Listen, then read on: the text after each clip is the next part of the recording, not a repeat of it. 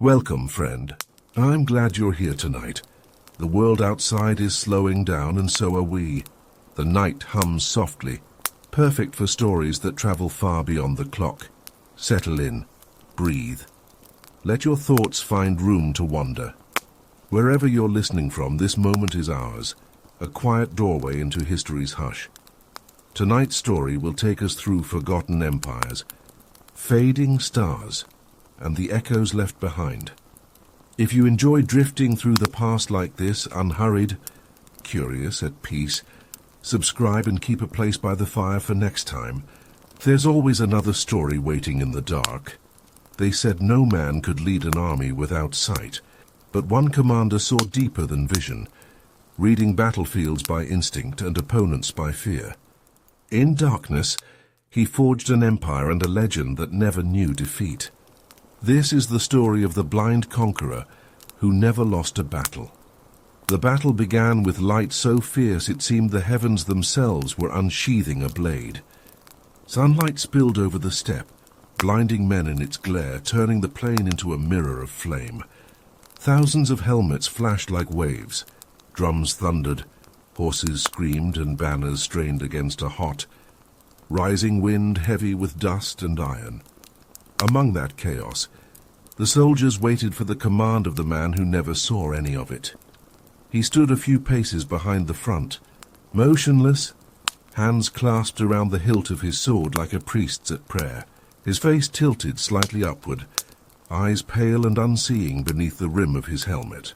Around him, aides whispered field reports, enemy cavalry shifting left, archers forming ranks, but he silenced them with a lift of one hand.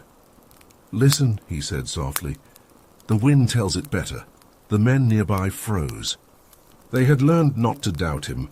Far off through the roar, something subtle tremored, the uneven rhythm of hooves on loose soil, the brief silence of drums before a charge, the faint metallic ringing of drawn bows. The blind general inclined his head, finding direction inside that storm of sound, and then he smiled, a small knowing curve as though an old friend's footsteps had been recognized. "They'll come from the riverbank," he murmured. Moments later, dust plumed eastward, and from the river's edge the enemy cavalry broke cover as predicted. Trumpets exploded. His own archers loosed before the foe was within sight, volleys falling into emptiness that wasn't empty at all. The first scream confirmed it. Watching envoys later called it clairvoyance. His soldiers began to call him something else entirely, the man who heard battle before it was born. Modern historians, interviewed across centuries of retelling, have simpler words. In documentaries and faded manuscripts, they label him a tactical phantom, the commander who used absence as weapon. The mystery of his victories sits between wonder and unease, because nothing unnerves a seeing world more than the idea of a man who leads it blind. The opening battle paints the paradox perfectly. A warrior unable to watch his enemies, yet perpetually one step beyond them. No defeat recorded, no ambush successful. Chronicles argue whether his military genius defied nature or proved nature's versatility. How could a man who lost light wield darkness so precisely? The answer hides not in miracle but in mastery, though mastery so rare it borders divine. From every noise, scent, vibration, and silence, he constructed maps invisible to other men. The world reduced to lines and echoes. The battlefield became an instrument and he its musician. Where others sought edges in the fog, he heard shapes. Sound was direction, air a compass carrying distance and depth. Picture him minutes before a clash, kneeling, pressing dust between fingers to gauge last night's moisture, inhaling wind to measure rain upstream. He would scrape the soil with his blade and listen, gauging how far hooves would sink. Scouts described him memorizing terrain by touch and smell alone. "He speaks to the earth," they whispered, not metaphorically but as statement of fact. To narrators of legend he became proof that fate compensates loss with gifts. Some saw his blindness as punishment turned blessing, a test designed by gods too jealous of human vision to grant it whole. Others called him demon, claiming his eyes had seen something forbidden and were burned shut. In taverns, travelers told stories of how he could walk through battlefield smoke, guided by the heartbeats of frightened men. Somewhere between myth and biology, reality resided quietly. He had made peace with darkness, learning to read through it. This first chapter is less introduction than initiation. The audience must descend with him into that dim geometry of sound and instinct to understand how blindness became clarity. Every empire has fought wars for land, faith, or power. He waged his for perception itself. To him, sight was cheap, too easily deceived by beauty or terror. He believed only the unseen could be trusted. Eyes lie, he once said. Echoes do not. The video cuts interlace, historians explaining tactile mapping techniques alongside dramatized scenes of the general tracing ridgelines on clay models, his fingers gentle yet absolute. Archival commentary follows. Neuroscientists discussing heightened occipital responses in the blind, psychologists decoding intuition under stress. The narration threads them together. Whether through science or destiny, one soul turned deprivation into dominance. And still, the deeper mystery endures.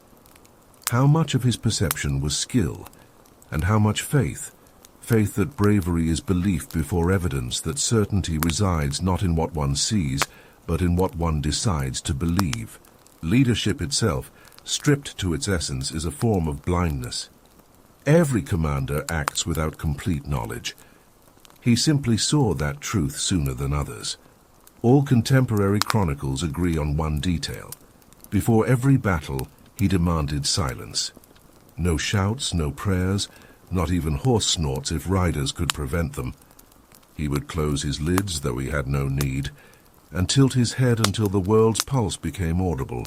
Then one short phrase issued through the dust to his captains, sometimes a single word. Left, or wait, or just now. Afterwards, as casualties were counted, men swore he had sensed their enemies before they themselves did. This skill transcended tactics. It became creed. His soldiers called themselves the listeners, and their discipline bordered on religion. Fights were executed not with banners and drums, but whispered counts. The enemy, hearing no advance warning, called them ghosts. Even centuries later, martial historians analyze those methods as prototype of modern acoustic reconnaissance. In ancient letters to Allied rulers, he described war as a dialogue where silence speaks first, but behind the triumph stands loneliness. The spectacle of invincibility cost him human intimacy. Lightless nights inside his tent found him dictating dispatches to scribes who avoided his cloudy gaze. They pitied him even as they worshipped him. He, meanwhile, imagined their faces imperfectly, trusting voices, memorizing the tremor that distinguishes loyalty from treason. The same senses that saved him on battlefields now trapped him in perpetual awareness of what others concealed. A final image closes the chapter. The battle won, fields littered with armor catching sunset. Amid the metallic chorus, the blind conqueror stands motionless, listening not to victory but to what will come after. The wind changes. He hears the retreating crows, the quiet sob of wounded enemies, the slow crackle of fires consuming the dead. He breathes deeply, as if capturing the sound into memory. Then he turns his face toward the horizon no eye can see. They think sight shows the world, he whispers. But the world only speaks when you close your eyes. That line lingers over black screen, while music lowers, bridging document and myth. The narrator's voice returns gentle, almost reverent. He could not see the war that made him immortal. Yet no general ever saw its truth more clearly. And so begins our journey into the darkness that taught the world to see. After that first victory, stories overtook the man himself. Messengers racing from battlefield to capital arrived breathless with the same phrase. He never looked, yet he always knew. To rulers who feared rebellion more than defeat, he became an instrument meant to frighten their enemies and inspire awe among their subjects. They summoned him to councils, asking what gift guided him. He answered plainly, "Not gift, discipline. I hear what others ignore." Court chroniclers tried to capture his methods in ink and failed. The art of listening cannot be diagrammed. They watched him stand barefoot on packed earth during briefings, head angled to wind as if eavesdropping on the planet. He could hear deceit in silk rustling around nervous diplomats, could read impatience in the scrape of a heel. The courtiers wrote of a man who commands the invisible and began to call him by a new title, the Eye of the Earth. To soldiers, that title felt literal. They believed he communed with the ground the way hawks commune with sky. When he explained strategy, he used his own body as map, tracing rivers along veins of his arm, positioning mountains with fingertips against his ribs. "This is my land," he would say, "so long as I remember how to move through it." Few realized he meant not ownership but orientation. True command begins by belonging to the terrain one must master. Victory after victory seemed to prove him infallible, yet private writings hint at doubt. Fragments of his letters survive, dictated to trusted aides. "The darkness is faithful," one reads, "but my heart still reaches for color. I wonder what blue truly is." That admission, though never public, humanizes the legend. Behind the unflinching myth stood a man quietly haunted by what he would never again perceive. The filmic narration now slows, showing campfires dissolving into darkness, the crackle morphing into his heartbeat. Scholars provide commentary, sensory substitution, neuroplastic response, human adaptability in extremis. But intertwined with science flows philosophy, how deprivation forces comprehension. Those who have lost part of the world begin to hear its pattern. Each generation interprets his blindness differently. Medieval monks wrote he was punishment turned miracle. Modern historians describe adaptive brilliance. Psychologists see visualization. Through non-visual cues, a mind rewired for precision. Yet none explain the charisma, the presence that made hardened men tremble. To them he represented perfection beyond reason, someone who had no eyes yet saw farther than those who did. Rumor claims that during diplomatic receptions he could list every guest without touching them. One chronicler reports him greeting envoys by the sound each perfume made in air. Another swore he detected spies by the weight of their silence. Whether real or apocryphal, the stories served a greater purpose. They made disbelief impossible. His legend taught armies to replace doubt with awareness, to sense rather than assume. In quieter moments, his followers described him as gentle. Off the field, his voice dropped to near whisper. He insisted on shared meals before battle, saying, the rhythm of chewing told him more about morale than reports ever could. When recruits laughed at superstition, veterans silenced them. Those who mocked instinct rarely survived first combat under him. The chapter crescendos with another engagement, filmed in imagination rather than vision. Fog slides over marshland, visibility zero. The enemy expects advantage. Commands rise, then vanish. His army advances soundless, guided by taps on shields, one for forward, two to halt. Within hours the fog lifts, revealing a perfect encirclement. The victor kneels in mud, palms open to sky. The eyes of war, he tells his captains, are ears. As the smoke settles, narration narrows to philosophy again. Perhaps, the voice says, sight betrays more men than it saves. The blind general proved that perception is not born from corneas, but from conviction. To truly see, one must listen to the wind, the world, and sometimes to the silence between. Long before the legend of the blind general shook empires, there was only a boy, born to corridors of privilege and expectation. His mother, a poet of noble descent, whispered to him in languages meant for courts, not camps. His father, a decorated soldier, placed a wooden sword in his hand before he learned his letters. Tutors came early, reciting epics of kings who ruled because fate had mirrored their ambition. The boy absorbed them like sunlight. He had everything: an heir required, health, curiosity, and eyes bright as the steppe sky. The courts called him promising, sometimes prodigious. He rode horses before he could spell his own name.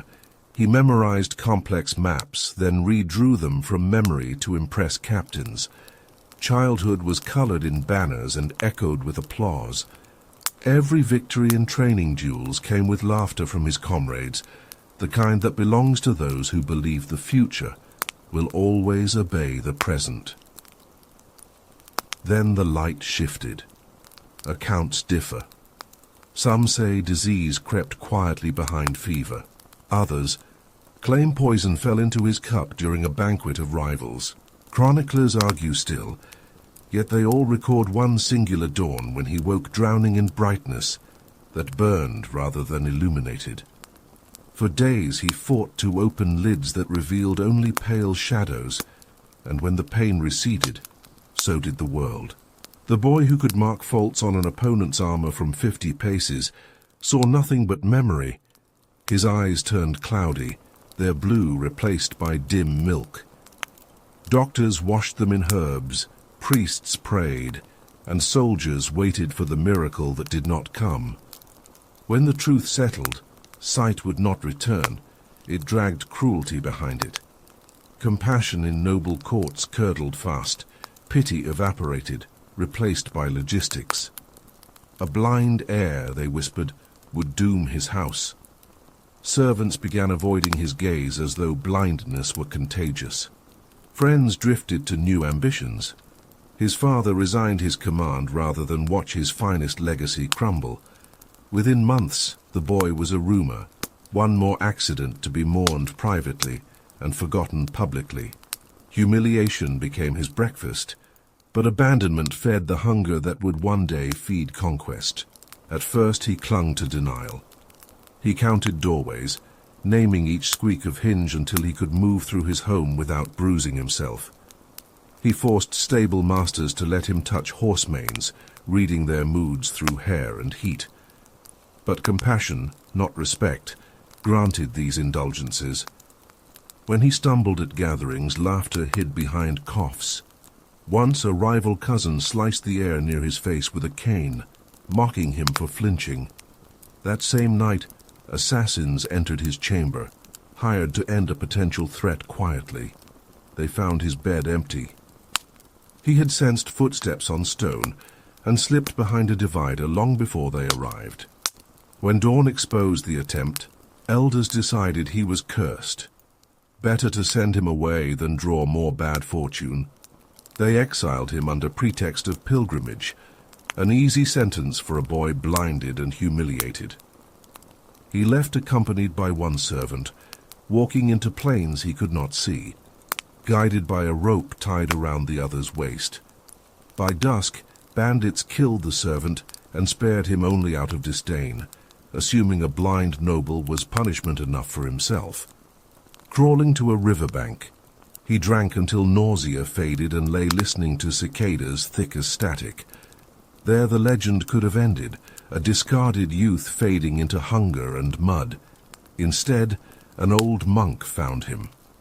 The hermit lived in seclusion, between border mountains, practicing faith that sought truth through geometry and sound. When he heard labored breathing beneath reeds, he lifted the boy out like a rescue from another life. Days passed before words returned. The monk asked no questions. He simply placed pebbles into the boy's hands and told him to drop them, listening to where they struck. Each thunk, muffled or sharp, marked a distance. "The world still speaks," he said. "You've merely stopped hearing." Thus began apprenticeship, not in sight, but in sensing. The monk's hut overlooked a valley shaped like a bowl, where echo carried secrets. Each morning the boy stood on threshold, eyes closed, naming which bird rose first or how far thunder rolled. He traced ridge lines with fingers across wet clay, memorizing slopes and faults. He learned that sound bends around hollows, that wind curves differently through pine than cedar. The old master called it geomancy of emptiness. To know the world, he said, you must map it in your bones.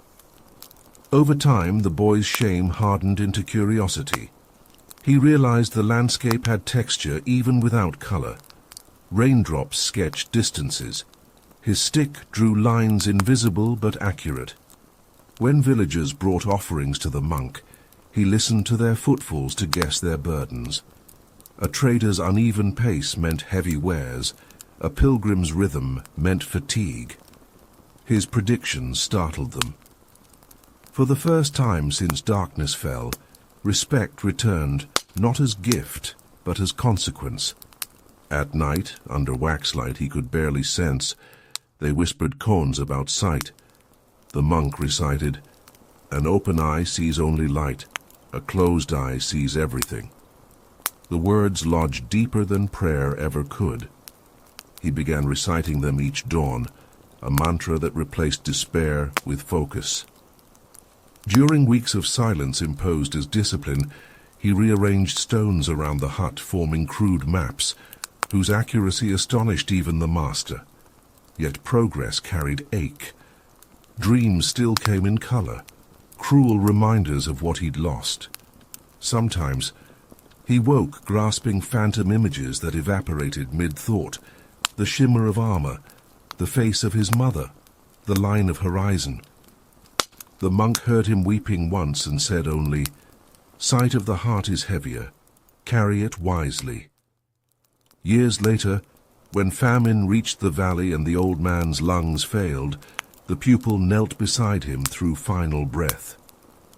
"You heard the world as I never could," the master whispered. "Now teach it where to listen." At 17, the exile buried his teacher under stones he arranged by sound. In leaving the valley, he carried no weapons and no fear, only a walking staff that would one day signal armies. For miles, he moved, guided by echoes of streams, measuring space the way other men measured maps, through rhythm and return. In villages, he practiced remembering paths, 5 steps to market, 12 to well, 1 bell tower turn for cardinal direction. Locals began calling him the boy who never asked for directions. The habit of navigation through repetition drilled discipline so absolute that chance itself seemed to bow. When ruffians tried mocking him again, he disarmed them using the whistle their swords made mid-air. Word spread of a youth who fought blind and won by hearing metal breathe. The once broken noble was forging identity out of absence. Vision had left, but purpose arrived clearer than ever. He no longer measured life by what vanished, only by what remained. Nights on the road he would touch scars on his palms where rains once cut during lessons and whisper his vow to the indifferent sky. "If I cannot see the world, I will make the world remember me." The years of wandering hardened him into something quiet and elemental. He spoke little, learned constantly. Every sound became alphabet, every step an equation of texture and distance. Villagers first pitied, then feared him when he recited exactly how many roofs dotted their lanes, or named which tired horse would bolt next by listening to its breathing from afar. He slept in temples where beggars muttered prayers, and listened instead to the patterns of hope and hunger. It was there he realized that people, not wind or water, were the hardest terrain to map. Famine pushed him toward towns where soldiers recruited mercenaries. He offered no weapons, only skill in predicting movement. The captains laughed until storms trapped their convoys in canyons, and his directions, given without sight, led them safely out. Payment came reluctantly, yet rumors sprouted faster than gratitude. A blind wanderer who guided armies by the earth's heartbeat. Invitations followed, some genuine, some meant to test him. He accepted all. knowing trials would carve the figure he intended to become. One general, curious rather than cruel, kept him as advisor during a siege against raiders hiding in fog-swamped wetlands. For days the army fired arrows into emptiness. The young man asked permission to walk alone through darkness. By dawn he returned soaked and smiling, declaring the enemy's retreat route, describing it as if his hands had touched each reed. "We face north," he said, "when the mud changes smell and frogs fall silent." The general gambled trust and won. The raid ended by noon. Soldiers called it miracle. He called it geometry. That success brought him gratitude and resentment both. Officers studied him openly, wondering if he was savant or sorcerer. When they asked how he knew, he replied without pride, "Because the earth keeps its promises to those who listen." The line traveled through camps like code. For the army it became mantra, for rivals an omen. One accused him of trickery and challenged him to duel at dawn.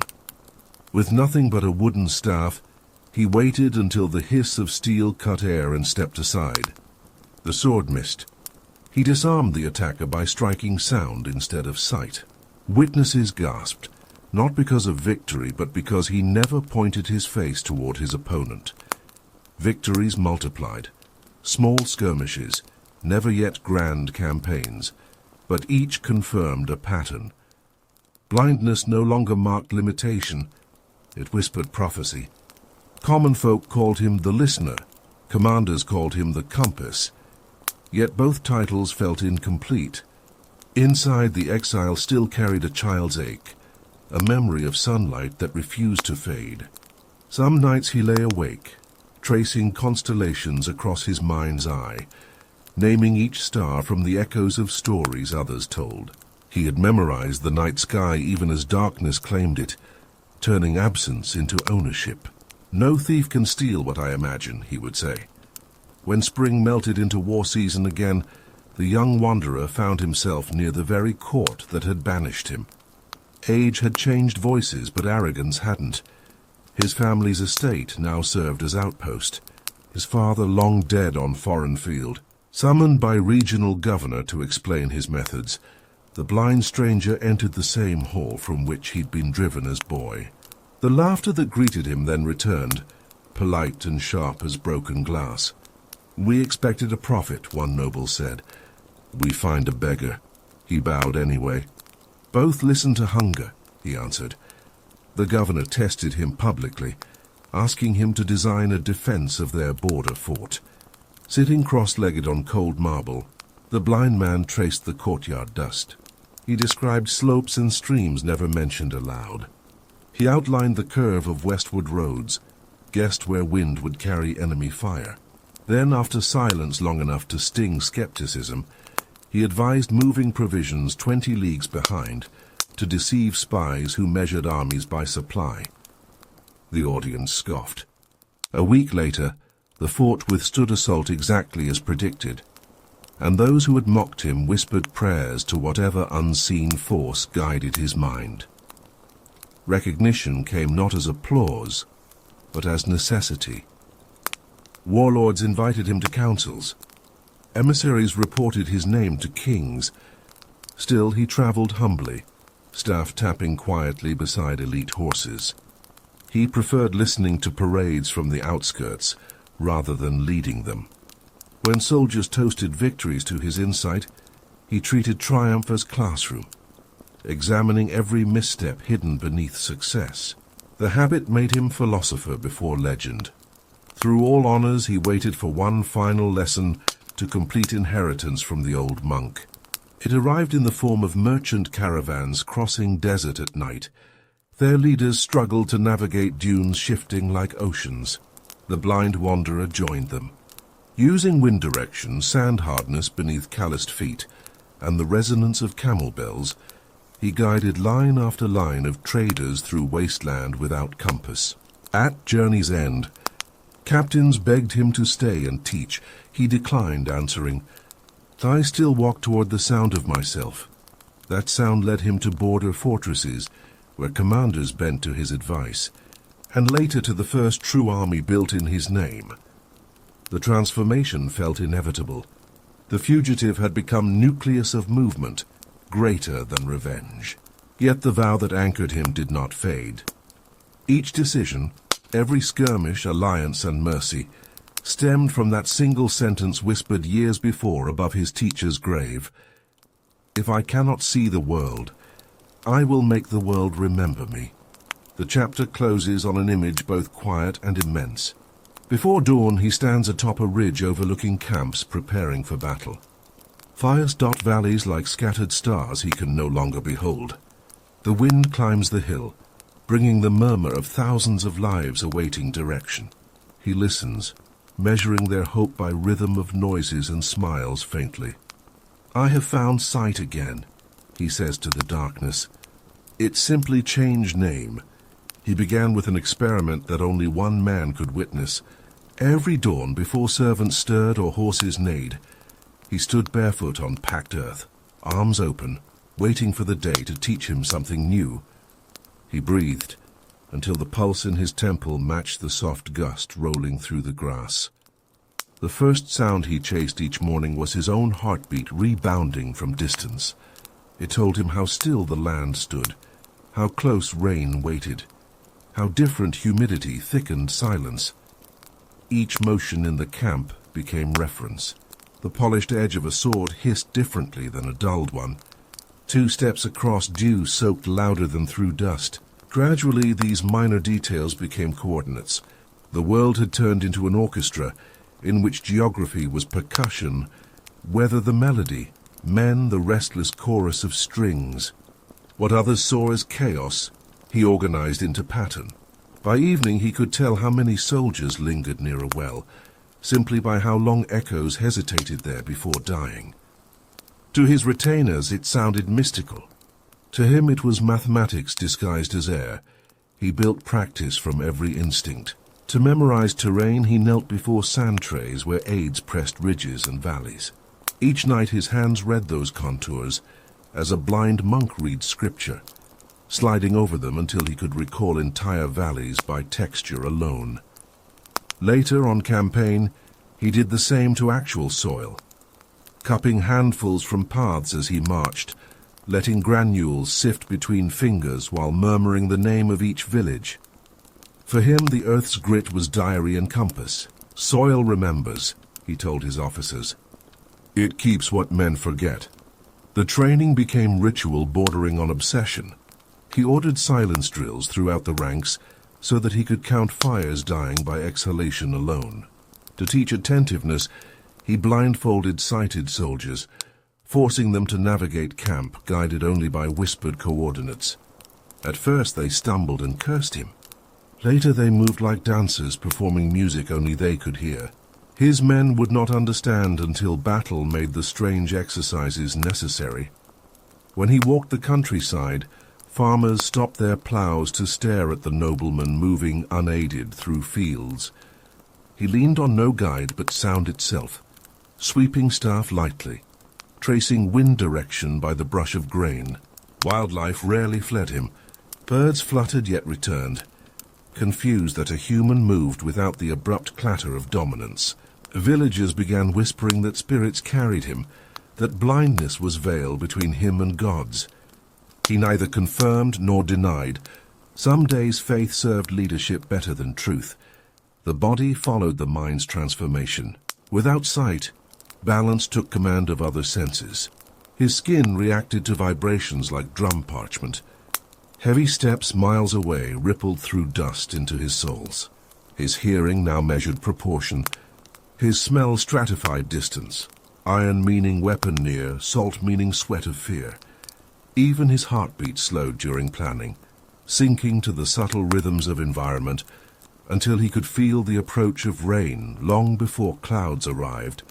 Physicians visiting him later attempted explanation.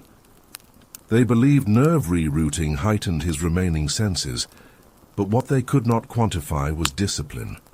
Pain had taught him patience sharper than any scalpel. For years he had practiced mapping memory directly onto movement, each location bound to precise sequence of steps. Walking itself became cartography, following sound instead of sight, forced him to internalize the three-dimensional world completely. Where ordinary tacticians relied on scouts, he relied on recollection. Where others measured with eyes, he measured with awareness. Yet there were limits, and he knew them. During his first attempt commanding troops in true combat, mistakes nearly cost lives. A band of steppe raiders had been cutting merchant caravans through canyons east of the capital. Allowed trial command under a skeptical patron, he faced them with 50 riders. Expecting ambush, he instructed men to ride single file along the canyon's base at dusk, then halt and dismount simultaneously at his signal. The officers protested. They wanted sightlines. He insisted, "Hide what they expect to see," he said. Raiders appeared predictably near cliff edge, drawn by faint torches deliberately set to mislead depth. At his soft whistle, every torch vanished. Silence dropped like curtain. In that vacuum, even echoes betrayed location.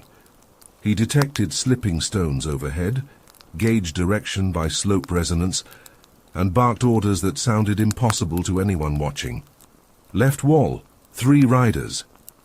Within seconds, arrows found unseen foes. When torches reignited, the canyon showed bodies at exact spots he'd called out. The victory was small but unforgettable. Men who fought beside him swore he perceived with inner eye. Rumor spread further than result, but doubt lingered among traditional generals. Coincidence," one murmured in council. "Echo guides anyone who listens long enough." The commander smiled. "Then why did you not listen?" he asked. His confidence unnerved them more than his blindness. They accused him of witchcraft, claiming he must command hidden seers stationed across cliffs. When investigations proved none existed, belief shifted from suspicion to superstition. He became prophecy incarnate, half human, half omen. Villages performed rites for him before marches.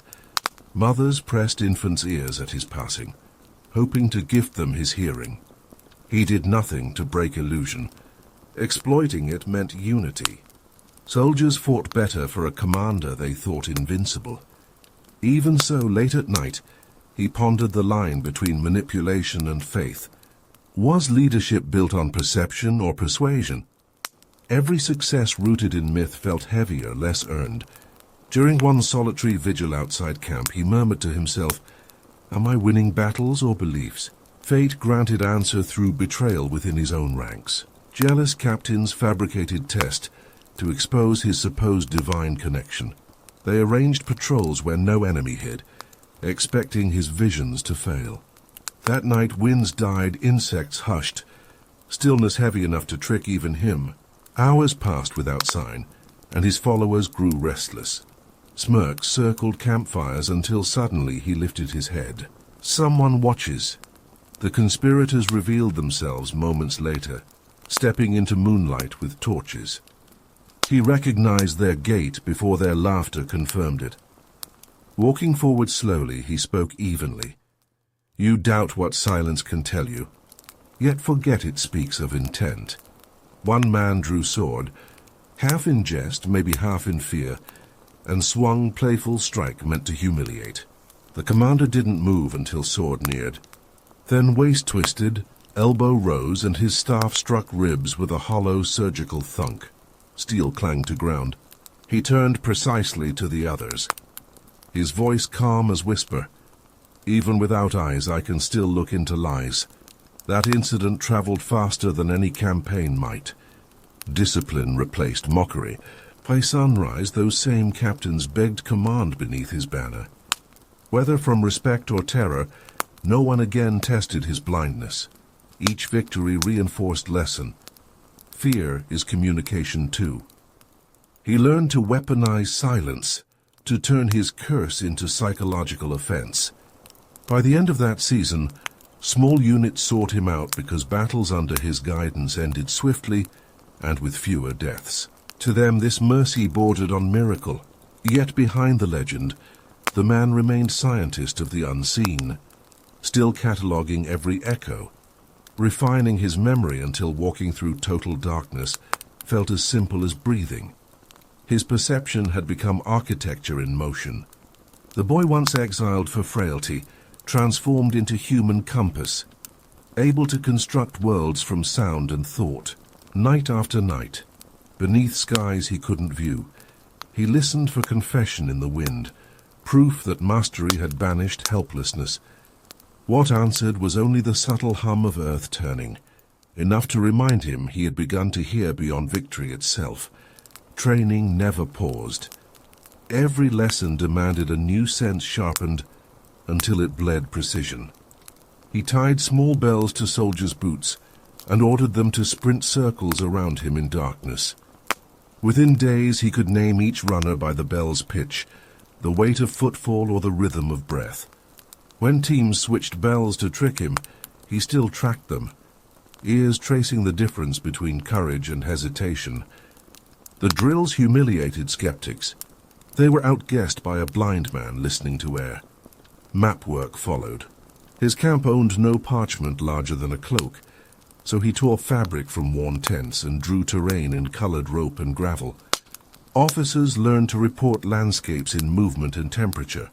Mist as enemy, dry soil as ally.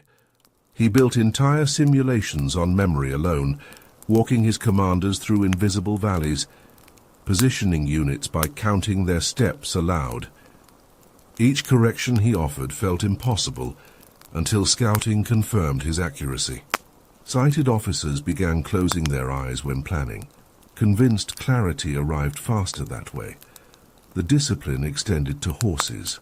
He spent hours brushing their hides, memorizing minute quivers that warned of panic long before neigh or rear. He could sense ambush simply by feeling his mount tense mid-stride. Word spread that his horses obeyed thought, but in truth training was mutual persistence. Animal and man tuned to identical rhythm. Combat proved the method. In one coastal campaign, a rival warlord attempted surprise assault across wetlands at night. His soldiers heard the first splash of reeds and froze, thinking it wind. He stepped forward, pressed finger to lips and tilted head toward east. "Count the pauses," he whispered. They obeyed. The silence between splashes revealed number and distance of rafts. When enemy torches flared, his archers were already sighted. The ambush died under rain of arrows, and the myth of prophecy thickened. After victory celebrations, his lieutenant asked when sound had turned to strategy. "It always was," he replied. Humans just stopped listening when they found their eyes. He taught psychology as rigorously as terrain. Before battles, he instructed drummers to vary rhythm irregularly, building unease inside opposing lines. He had learned that expectation breaks faster than steel. Villagers claimed he whispered to weather. Truth was simpler. He knew when thunder could mask troop movement. Storm fronts became allies. Fog an army disguised. Critics called it manipulation of superstition, yet even they followed orders. The more soldiers believed he heard destiny, the steadier their loyalty. He understood the weapon he wielded, faith disguised as fear, and debated its cost privately. Every idol needs illusion. Keeping followers blind to trickery risked turning him into what he once despised. A man ruling deception rather than discipline. To test himself, he stripped away spectacle during a northern border raid. No rituals, no chants, no talk of divine warning. He delivered commands plainly, relying only on signal taps through ground and messenger echo. Success was narrower but pure.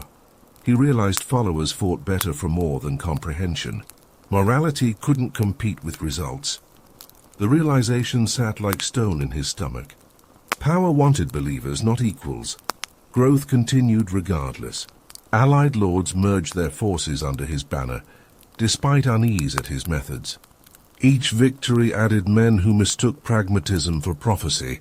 They built him a command tent, patterned with sound-marking ropes so he could find objects without aid. Inside hung hundreds of tokens from courtiers begging blessings, coins, hair ties, arrowheads. He neither displayed nor discarded them, charms meant for eyes he did not have. The first serious rival appeared within his own army, a decorated strategist, quick with map, slower with humility, insisted that eyes, not instinct, win wars. Their argument ended in experiment. 2 scouts were sent into forest to place flags unseen by either of them. Whoever located more upon return would command upcoming campaign. The strategist rode at sunrise, and the blind commander followed hours later. By sundown, 20 flags leaned against his saddle. The other man brought 3. Asked how, he said simply, "Leaves move differently when cloth flutters among them." No one challenged him again. Days blurred into campaigns. He adjusted command to weather. Wind code 1 whistle forward, 2 back. Stamped staff 3 times to halt. Even under heavy fire, his army moved with eerie unity. Enemies thought them possessed.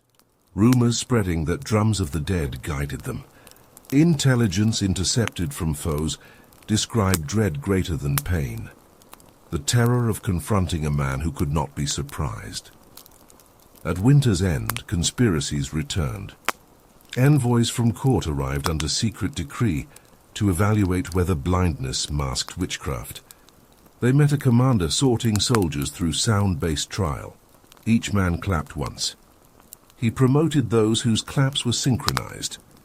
The officials, armed with suspicion, left with confusion. They had witnessed no sorcery, only competence frightening in its clarity. His transformation reached threshold during siege at Rain's Gate. Enemy fortress perched on cliffs, wind shrieking so loud officers shouted to hear themselves. To most, noise spelled disaster. To him, precision. "Listen to the second whistle," he said. The gale struck walls in rhythmic bursts, and he timed catapult fire accordingly. Projectiles slammed into weak masonry every 3rd gust. Fortress collapsed by afternoon. Soldiers called it divine wind. He corrected them. "No god aims for you. The air obeys consistency. Learn it." That remark hardened instead of humbled his legend. They began believing he had tamed nature. Temples offered prayers in his name. He ignored all but used resulting unity to reforge his command chain. Blindness wasn't narrative anymore, it was law. When disputes arose among ranks, he judged by tone rather than testimony, his sense of deceit often flawless. Discipline inspired fear purer than punishment. By now every corner of the realm knew his story, yet none shared its truth. Instinct had become architecture for empire. Behind the curtain of his calm were endless calculations, mental diagrams of airflow, saddle weight, soil resonance. His officers considered him mystic. In reality, he was scientist ruthless enough to weaponize observation. The man who once walked alone through blindness now navigated armies through chaos, turning accidental survival into doctrine. Superstition remained useful currency, and he spent it carefully.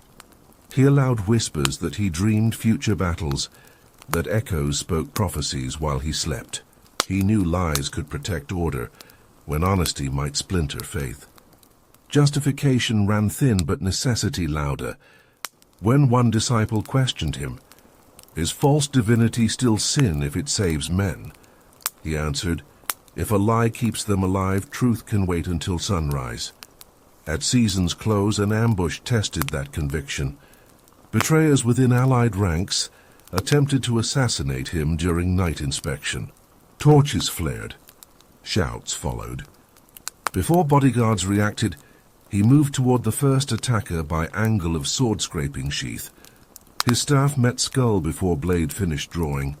Second assailant fell moments later, spine struck by returning swing. The others dropped weapons. Stunned, he located them perfectly in pitch dark. He stood over fallen men silent, breathing steady, dust settling around his boots. Doubt expired there. Officers who witnessed the strike carried story outward through armies and cities. That the blind commander saw with mind, sharper than sight. Whether they believed miracle or mastery no longer mattered. Their disbelief had been the final enemy, and he had cut it down without seeing it. The Empire did not find him by design. It stumbled upon him in exhaustion. Once prosperous provinces had bled themselves dry through decades of succession wars. Cities locked their gates against neighbors, harvests rotted on borders, and nobles traded honor for hired blades. Power belonged to the loudest army, not the rightful heir. Those armies, bloated with mercenaries, had learned every form of defeat except silence. When famine became harder to stomach than pride, emissaries carried word across battlefields. A strategist is needed, one untouched by failure. Some had heard fragments, stories of a blind wanderer who fought by sound and never lost. Most dismissed the rumor as folk medicine for despair. But desperation listens differently. He arrived unannounced at a garrison near the frontier, guided only by his staff and a boy leading a horse. The officers, expecting a noble tactician, met instead a lean man in travel-stained leather, his eyes clouded yet steady. They assumed another beggar claiming prophetic visions. He asked no courtesy, only audience. Inside the council tent, a half-drunk noble smirked. "You plan to guide an army, friend? Shall we fight in the dark so you can see?" Laughter spread. He waited until noise peaked, then said evenly, "If you believe daylight keeps you safe, tell that to the graves outside." The silence that followed was heavier than insult. Against instinct, the council allowed him trial command. A company of 300 tasked to reclaim a supply post long held by brigands. General sent him expecting spectacle to end in failure, a convenient lesson about trusting myths. He accepted orders with one condition: no drums, no horns, no banners. "Noise feeds fear twice," he told the quartermaster. "Once to the enemy, once to you." The march began under moon half hidden behind clouds. Soldiers muttered at the absurd quiet. The only rhythm came from soft clinking of gear wrapped in cloth. When scouts proposed singing to keep formation, he ordered every throat shut. Guiding them through forest, he marked distance by owl calls and the metallic cool of stream air. Before dawn, they reached perimeter. "Now we breathe together," he whispered. "When you exhale, remember you're part of one creature." On signal, torches extinguished, dark folding over dark, and they advanced. The attack lasted 15 minutes. The result spread for months. Raiders, thinking themselves ambushers, awoke to arrows at throats and blades between blankets. Survivors fled, claiming they'd been hunted by invisible spirits. Soldiers under his command returned at sunrise, carrying stolen banners and hardly a wound. The same generals that sent him laughing met him in reverence. One said, unable to mask awe, "I didn't hear a single order." He answered, "I gave hundreds." Listening was how you obeyed them. Victory secured more than a post. It restored the idea of discipline as belief. Veteran captains, tired of chaos, rallied to him. His methods bordered on heresy, but delivered results armies hadn't seen in a generation. He reorganized units to rely on coded sounds instead of horns, snapped fingers, drawn breaths, the scrape of shields. Every unit learned to navigate by memory and intuition. Soldiers noticed predators imitated them less effectively than other humans. "We're animals that finally remembered how to hunt," one joked. He agreed. A predator is just patience dressed in courage. Success bred skepticism in higher circles. Nobles, too cowardly to lead yet unwilling to relinquish pride, summoned him to capital to explain this new warfare. Council chambers were perfumed, overlit, crowded with men who measured authority by volume of voice. At center table stood the blind commander, unmoved by arrogance swirling around him. "Tell me," said a baron, tapping rings against cup, "how you read battlefield positions without eyes." He pointed toward the sound. "That ring strikes brass, not wood. You boast wealth in famine, so you sit near the door away from assassins. The man right of you breathes through teeth, waiting for you to finish. He disagrees but fears interruption. That's how I read battlefields. People speak too much." Laughter erupted again, but thinner this time. An older general, wary rather than jealous, leaned forward. Then read me the enemy tomorrow. Tomorrow was a full-scale operation planned by committee, 3 commanders sharing power, each blind in arrogance instead of ailment. The plan was to split forces against an approaching rebel host twice their size. He asked for 1 hour to listen before their scouts rode. Permission granted more from mockery than trust. He sat beneath rustling pines, tracing air currents and soil moisture. When he returned, he told council, "They won't come through hills at noon as you think. They'll attack at dawn from south. Horses favor warmth the sun promises." They sneered but humored him. At dawn, war cries rose, not from hills but southern marsh exactly as predicted. By midday, the rebellion broke. The nobles did not laugh again. They called him the Soundless General. The common ranks renamed him differently, the Unseen. His discipline spread faster than decrees. Soldiers practiced silent marches before sunrise. Blacksmiths learned to forge weapons fitted tight to avoid rattle. Training fields echoed now with absence.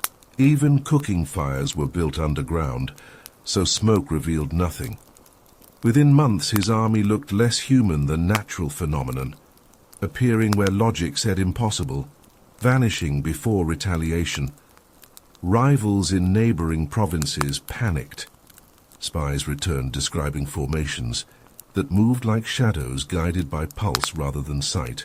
One rebel leader declared his enemies must have demons for commanders. After his capture, he was surprised to see a calm blind man approach with hands unmarred by cruelty. "You killed without anger," the prisoner said. "Maybe that's why you win." He was right. In camps, loyalty changed tone. Pity evaporated.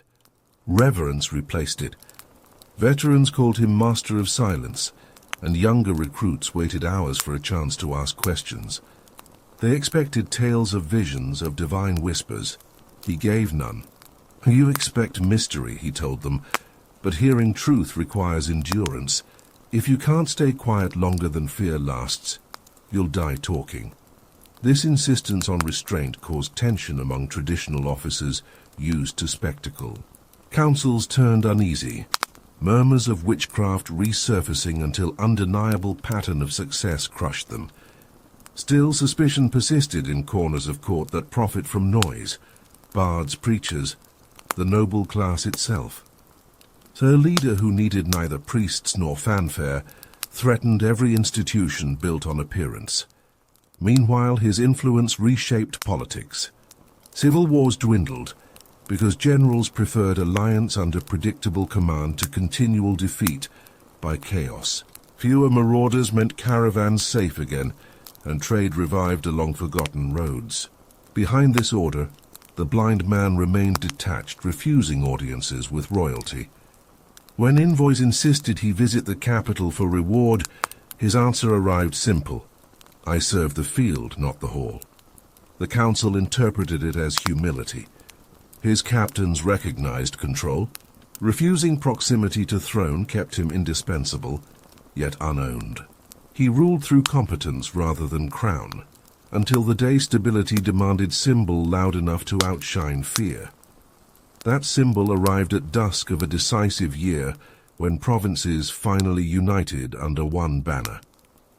Generals, merchants, and priests assembled under open sky, expecting the new monarch to appear. Instead, the blind commander was led to raised platform.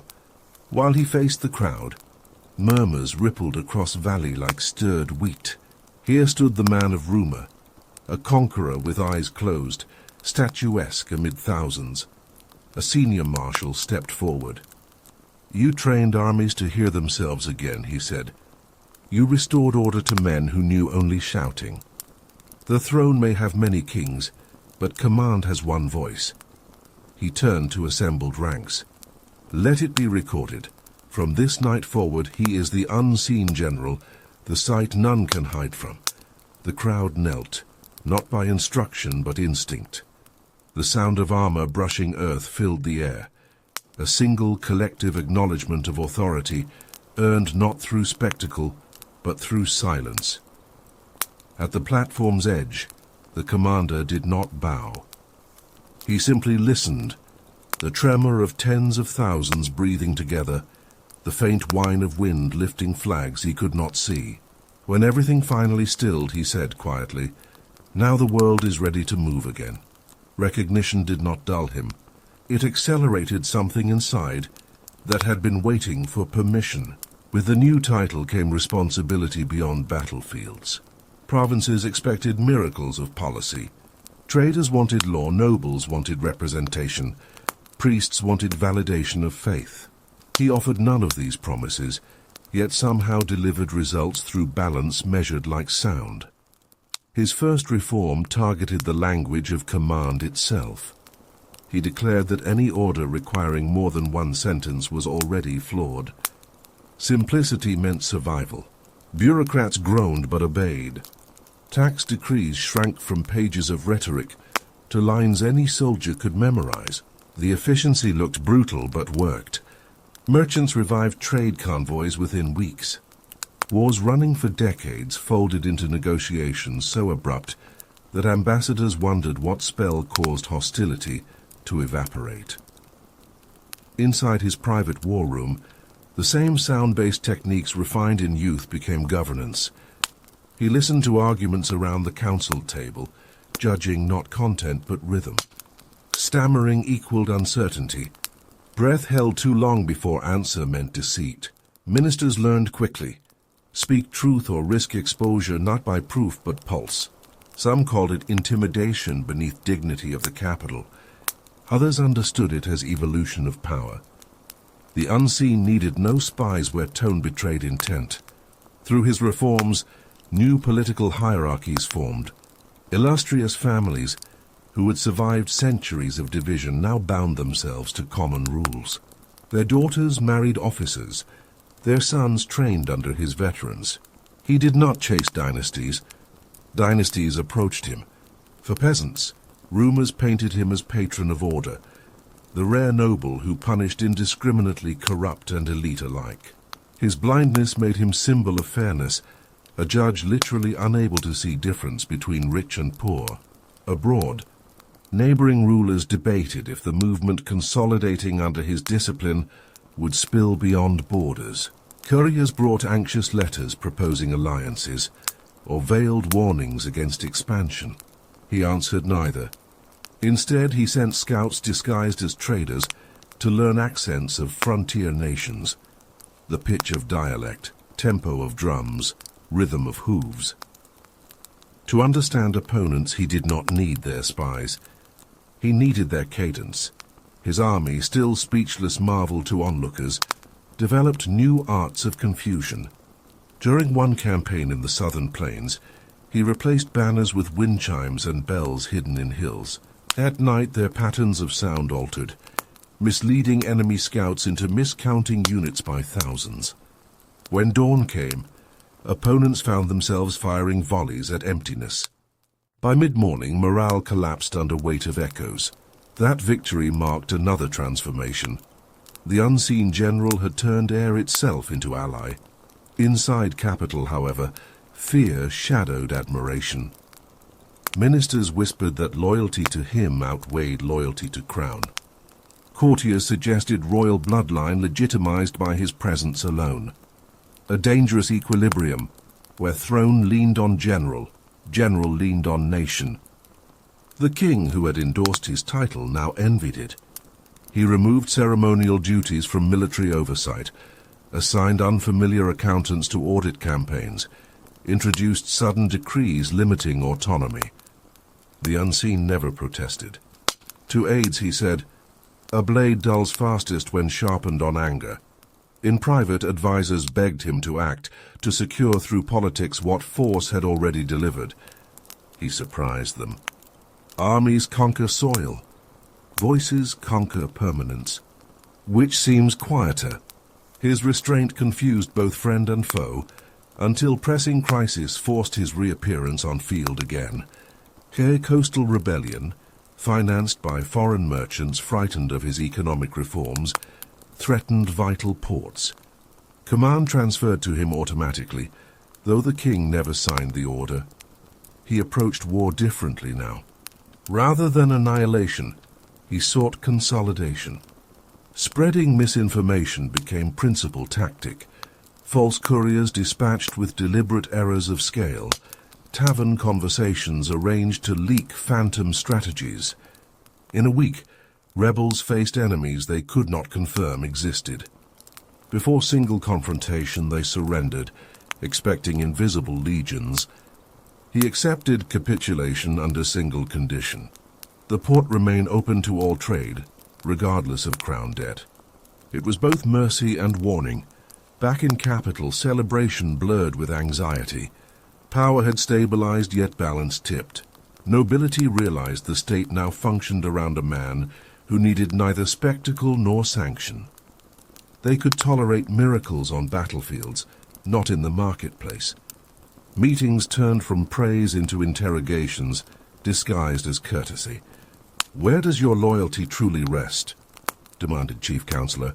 "Instability," he replied. "Wherever it hides." It wasn't an answer they could punish, but it cost him allies who preferred loyalty, defined by faces, not outcomes. That political isolation introduced new weapon, solitude deliberate rather than forced. He refused banquets, correspondence, appearances. Rumor filled absence with grandeur, that he conversed with ghosts of past commanders, that blindness granted insight into destiny's map. In truth, his retreat was study. Within months he compiled treatises on strategy that blended philosophy and physics, describing movement of armies as interaction of forces like wind and pressure. "A nation," he wrote, "is a storm given shape by patience." Scholars centuries later would identify passages echoing early science of acoustics, others calling it proto-psychology. Years of ceaseless command forged paradoxical peace around him. Even disease respected schedule. Plague struck neighboring kingdoms, but skipped his territories thanks to strict travel codes created accidentally for military secrecy. Foreign emissaries sought audience, puzzled by empire reborn from border chaos, yet governed by a man who never raised his voice. When they finally met him, audiences lasted minutes. One ambassador wrote home, "He commands by pause more than speech. When silence ends, we feel discovered." Among citizens, reverence became near religious. Artisans cast coins engraved with a closed eye, encircled by sound waves. Farmers prayed before harvesting winds. Children in academies mimicked drills invented decades earlier. Yet the man behind symbol treated fame like noise to be managed, useful only when tuned correctly. His few letters contain pragmatic tone of administrator, not savior. "People call me sightless prophet," one note reads, "but I'm simply tired of stepping on the same mistakes others stare at." Eventually the monarchy capitulated to symbolism it couldn't contain. During Grand Assembly celebrating decade of unity, the king, aged, reduced to figurehead, publicly offered him ceremonial command over armed forces and provinces, hoping gesture would dilute threat by confining it to ritual. Instead, the reverse occurred. As decree was read, voices from crowd began chanting single phrase repeated through valleys. "Unseen general." No trumpets, no drums, only rising chorus of ordinary mouths, aligning rhythm through instinct. For soldiers stationed along perimeter, hearing it echoed across hills, it sounded like wind moving purposefully again. The king realized too late that he had legitimized not subject but successor. At the ceremony's close, courtiers waited for him to kneel. He held staff upright, neither defiant nor devoted. "I accept title that already existed," he said simply, then walked away through parted ranks. None reached to restrain him. Outside palace walls his aides congratulated him, but he gave no reply. He stood for a long time in colonnade, listening to city breathe, market cries blending with prayers, armor clinking from distant gate, gulls wheeling inland. The air smelled of new order, metallic yet clean. When finally he turned toward horizon, aides expected sermon. Instead he said, We have repaired noise with structure. Now we must repair purpose. Those would be his first words as ruler in all but name. War resumed before the laurels from his last victory had dried. Kingdoms beyond the mountains mistook unity for weakness, and in that misjudgment they taught the unseen how vast silence could travel.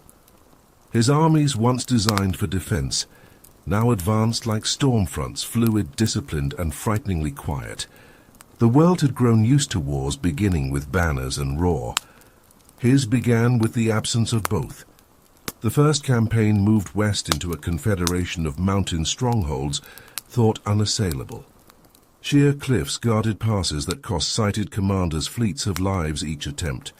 Scouts warned him that no army could breach the ridges without days of artillery signaling positions. Then we will not climb blind, he told them. We will listen. For weeks before attack, he positioned detachments through ravines armed not with horns, but with drums tuned to specific pitches. Each evening, as winds shifted through canyons, they struck sequences and waited for return. Echoes drawn on parchment by aides produced topography, invisible to maps. Where reverberations shortened, walls hid. Where they stretched, hollow spaces betrayed caverns beneath. When the study ended, he traced fingers along sketches of wavelengths and smiled. Mountains keep secrets until spoken to, he said. The assault came in half-light before dawn. Instead of massing toward city gates, units advanced through the lattice of echoes his men had charted. They flowed like water along unseen trenches, while enemy watchers sought armies that never appeared. When defenders finally lit their towers, fire revealed shapes already behind them. The siege ended in hours, conquest achieved by geometry of sound. Yet even in triumph, his first concern was accuracy. He demanded every drummer's record compared to outcome, marking discrepancies with chalk. War had become experiment. He called those who kept such notes his borrowed eyes. They numbered 11, the most trusted minds of his court. Mathematicians, navigators and veterans molded by his ruthless training. Each functioned as fragment of perception he lacked.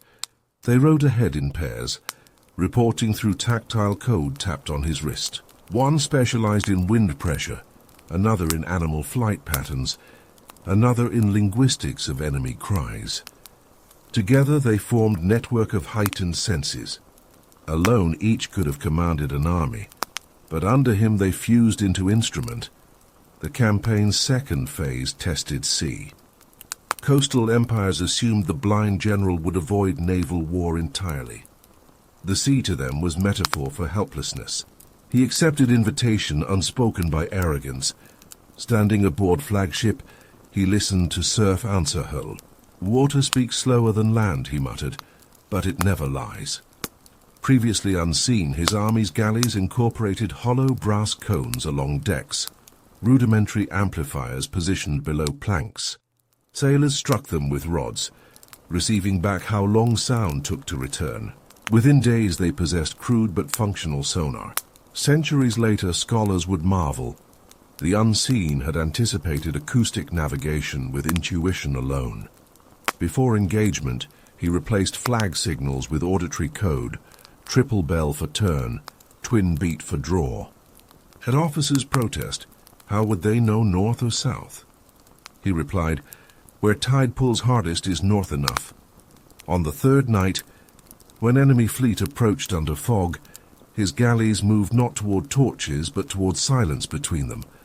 The pocket where sound died indicated center formation. Arrows loosed into that darkness rained upon command deck of opposing flagship.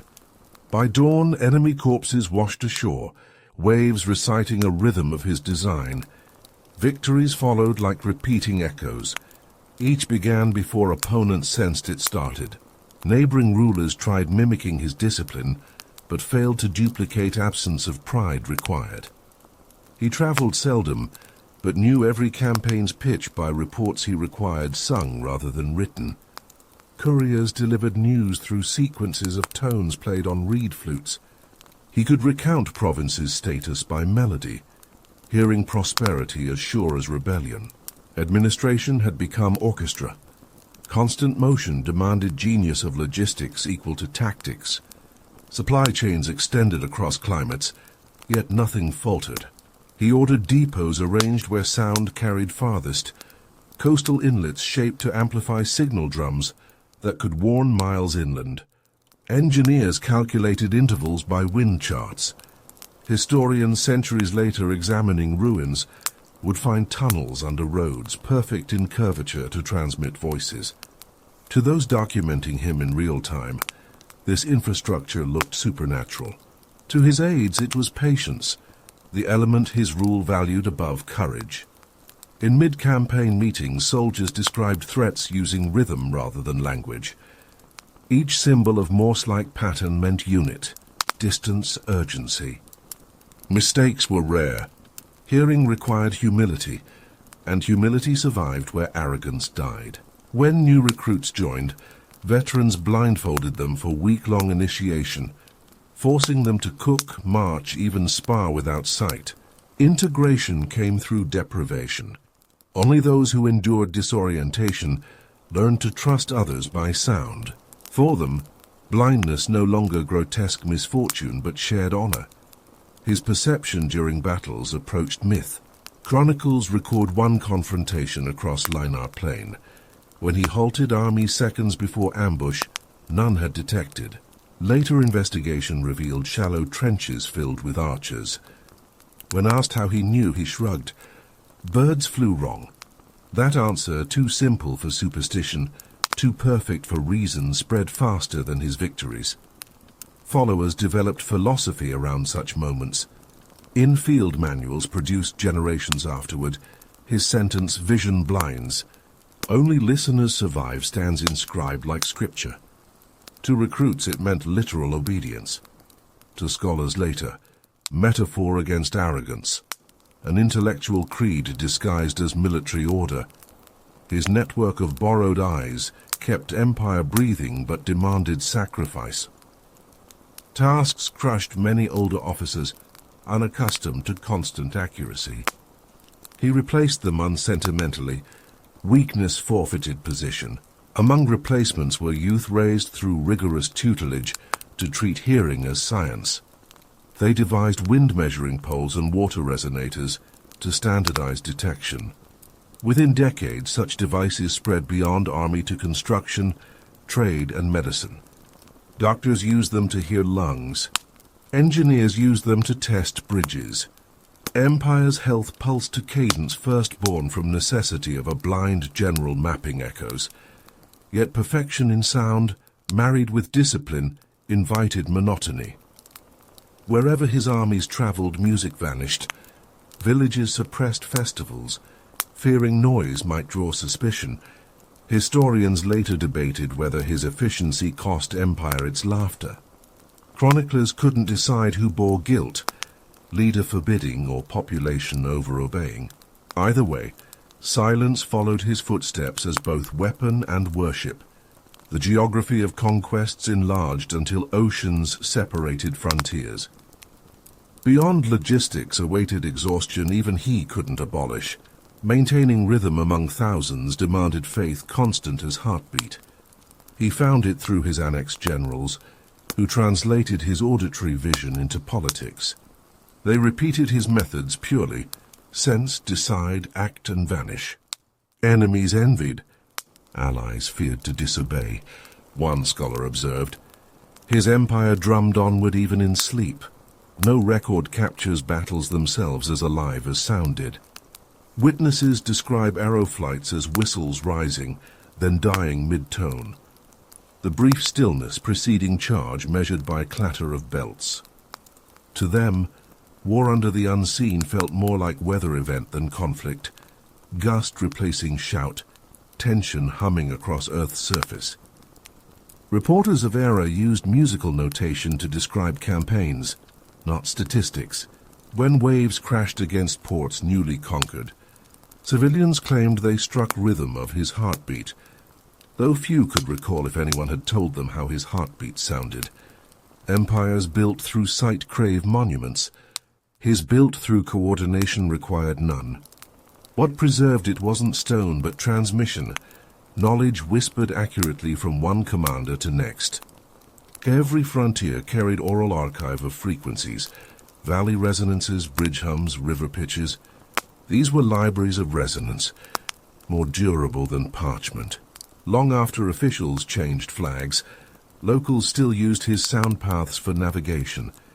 The story of efficiency became addiction. Conquests grew relentless, self-sustaining. Messages from capital begged restraint, warning resources thinning, but speed made stopping impossible. Armies marching to maintain unity found unity only in marching. Generals feared pause more than defeat. The unseen held all threads together through memory of tone alone. Missing one relay meant darkness closing even around him. He compensated by compressing information. Reports reduced from pages to harmonized hums, a new language half speech, half music. His advisors timed every note recorded daily to preserve continuity of operations. If intervals slipped, it meant morale breaking somewhere. His empire, to later historians, resembled living machine regulated by invisible metronome. For now, perfection still glittered. Borders widened without siege visible from afar. To populations conquered, assimilation felt smooth because conquest arrived as order. Highways were repaired before subjugation completed. Tax collectors who arrived after war met citizens already writing ledgers in new standard units. He rules by rhythm, a satrap wrote in surrender letter. I could sooner fight the tide. Inside his mind, order hummed dangerously close to obsession. Nights long after campaigns ended, he still tested hearing through moments of absolute quiet. Servants swore he could hear blossom pollen touch water, or spider spin thread near tent flaps. Whether truth or fear they could not decide. In that precision, however, he also began hearing fatigue, the low pulse of empire spreading faster than men could breathe. Campaign after campaign stretched his dominion until it touched 3 seas. Maps could no longer fit the distances his soldiers crossed. Communication became symphony divided by continents. Error meant collapse. He countered human limitation with structure. Each region possessed resonance codes, variations of drum beats, claps, or horn shells, producing specific vibrations that the next outpost recognized. Couriers carried these patterns as memory songs rather than scripts, so storms or theft could not silence them. In a single week, orders could traverse thousands of miles faster than riders themselves. At its height, the empire functioned as organism responding to the unseen's heartbeat. Supplies moved like blood, patrols like immune systems. Historian after historian marveled that one man without sight achieved what generations of visionaries could not. Coordination without chaos. Cities that had never spoken common language operated on cadence. Even rebellion needed rhythm, and he always heard when beat went wrong. The most haunting demonstration of this network came during the siege of Valnar Pass.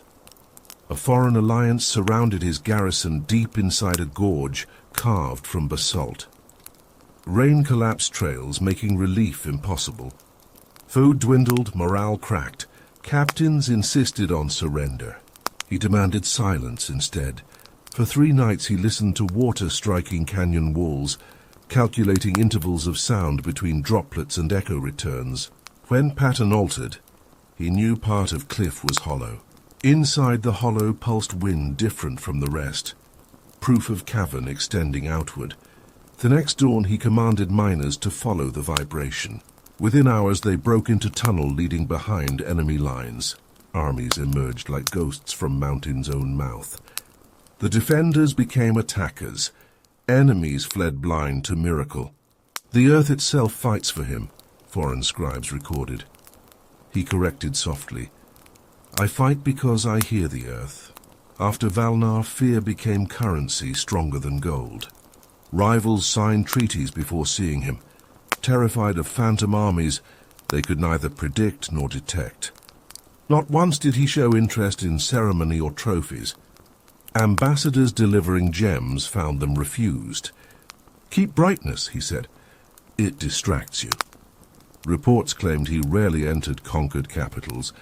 Victories offended his privacy. Soldiers joked that conquest bored him more than planning it. But many understood. He was already listening beyond cities toward the empire's pulse itself. To historians centuries later, this phase signified transition from conqueror to engineer. Archaeological remains, acoustic tunnels, whispering galleries carved inside command keeps, illustrate sophistication predating recorded science. Engineers attempting reconstructions described them as primitive sonar grids. Stones shaped to certain curvature transmitted whisper long distances. Crosswinds compelled tone shifts, alerting guards. His aides refined version of it to detect intruders on step long before sight. Scholars name it the unseen system, an empire raised on geometry of resonance. For the soldiers living under it, philosophy mattered less than survival. They learned that safety followed silence. In towns near frontiers, citizens paused hammering when army patrols passed, so echoes could travel unobstructed. Even children played games guessing distance to wall by shouting once instead of many times. The empire's efficiency turned daily life into exercise of attentiveness. Entire population trained in listening without command. There were losses too. Music suffered censorship during campaigns. Celebration counted as interference. Ballads written centuries later mourned the quiet years when joy sounded treasonous. Yet silence brought prosperity more tangible than song. Caravan traffic tripled. Flood defenses functioned with mechanical punctuality. Peace under the unseen was auditory, not visual. A calm felt in absence of alarm. He rarely addressed crowds, preferring brief communications delivered through aides. When necessity forced speech, he stood among them rather than above. "Sight deceives pride," he told assembly at Norvus, the trade heart of empire. "Men build statues for what they see. I build echoes. They last longer." That sentence traveled east and west like poem, quoting itself into scripture. The empire's structure of resonance inspired future thought far outside war.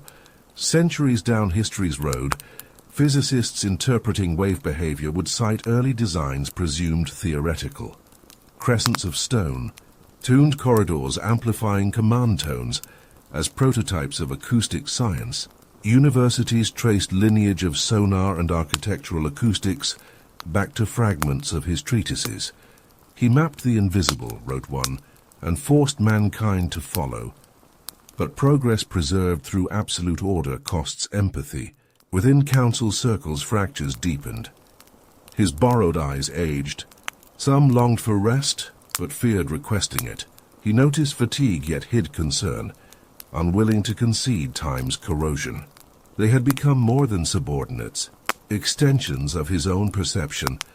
Among them Captain Ree, once a youth guiding his horse, acted confidant, but began recording daily routines secretly, sensing empire would not outlive its conductor. Those notes later provided first reliable biography. Without them, history would drown in oratory. Through them, we learn a final phase of expansion. Campaigns fought less for territory than momentum. Commanders sought new victories the way addicts seek first thrill. The unseen measured future, not appetite, yet discovered that pace itself enslaves rulers. Quelling ambitions of subordinates occupied him as much as guarding frontiers. He established principle unheard of in world addicted to conquest. Every new victory must pay debt of silence. For each battle fought, troops rebuilt roads, dug aqueducts, planted crops. Sound replaced by quiet labor. Even war became balanced equation, noise and stillness alternating until empire maintained rhythm like breath. That rhythm faltered once. During coastal defense against pirates, miscommunication between fleets caused accidental friendly fire under dense fog. Dozens of ships burned. Survivors blamed darkness. But the unseen heard flaw deeper than weather. "We have become echo of ourselves," he said. "Reverberation without thought." From that guilt came reform. New chain of verification requiring every signal to confirm twice by silence. It prevented future tragedy but planted unease. Officers saw a leader haunted by perfection he alone could hear breaking. Age advanced quietly, as seasons repeating melody. Hair whitened, posture lost stiffness. Hearing sharpened still further, compensating cruelty of years. He could recognize individual soldiers by pulse of footsteps across courtyard stone. When advisors urged him to rest, he smiled. Rest from what? Sound doesn't sleep. Chroniclers describe twilight of his reign as paradox. Empire loud with success, yet its creator growing internally mute. At gatherings he would pause mid-sentence, listening perhaps to something beyond earshot. Some interpreted spiritual revelation, others exhaustion. Whatever truth, his restraint became contagious. Court politics mellowed. Assassins abandoned attempts because predictability increased survival odds under his law. The same silence once forged for war ended by deterring war itself. Historians argue whether peace under the unseen emerged from empathy or exhaustion. Letters by surviving aides suggest neither. "He needed order louder than blood," wrote one. When living men quieted, he believed ghosts could rest. The phrase reveals mind stretching beyond strategy, seeking in stillness absolution for years of conquest. Culturally, empire matured into civilization of listening. Market judges regulated trade by tone accuracy. Farmers forecast weather by echo of thunder along irrigation stone. The general who once trained soldiers to detect ambushes had rewired perception of millions. Societies of later centuries would call themselves heirs of ear doctrine, philosophy teaching that reality speaks through everything if men remain still enough. Few realize doctrine began as military manual. Victory can be counted, reputation cannot. As seasons passed and borders stabilized, something stranger than conquest began consuming the world. The legend of the unseen. Every army that fought him carried fragments of explanation impossible to prove yet irresistible to repeat. Sailors returning from the east swore he struck at night, guided by stars that only he could hear. Desert nomads insisted his soldiers vanished into sand by command of spirits. The intelligent laughed publicly and whispered privately. There was logic, perhaps, or there was sorcery. Both produced the same paralysis. Enemies renamed him with fear's own vocabulary. Demon of silence, prophet of the ear, the man without eyes. Monks painted icons showing a face shrouded but haloed in black flame. Some believed his blindness punishment imposed by gods to keep him from burning mortals with his sight. Others claimed that under bandages he hid limitless pupils, shimmering all colors at once. A reflection of each soul he slew. Rumor travels faster than fire, and rumor burned more cities than his catapults ever did. He understood the value of myth long before priests turned him into curse or miracle. When captured spies knelt trembling before trial, he refused torture. Instead, he allowed them freedom, but blindfolded. "Walk home with darkness," he told them. "Let your masters see what command feels like without eyes." The act was mercy wrapped in utility. Every released prisoner became walking prophecy, proof that blindness was contagious, a moral disease born from defiance. From those messengers spread deeper fear, that armies opposing him would lose sight before losing life.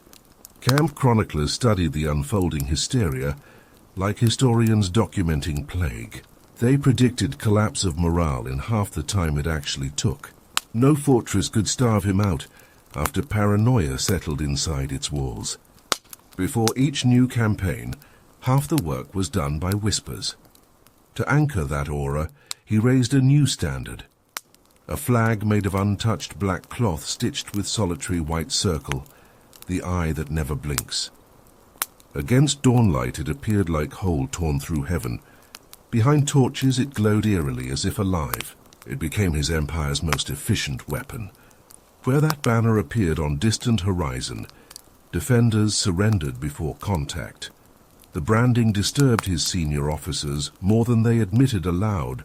Generals who had fought beside him from first marches knew no miracle dwelled in his tent, only discipline. Yet they could not deny results. He formalized process of intimidation by ordering towns warned of his approach. For those yielding peacefully, he offered fair governance. For any resisting, he unleashed unparalleled precision.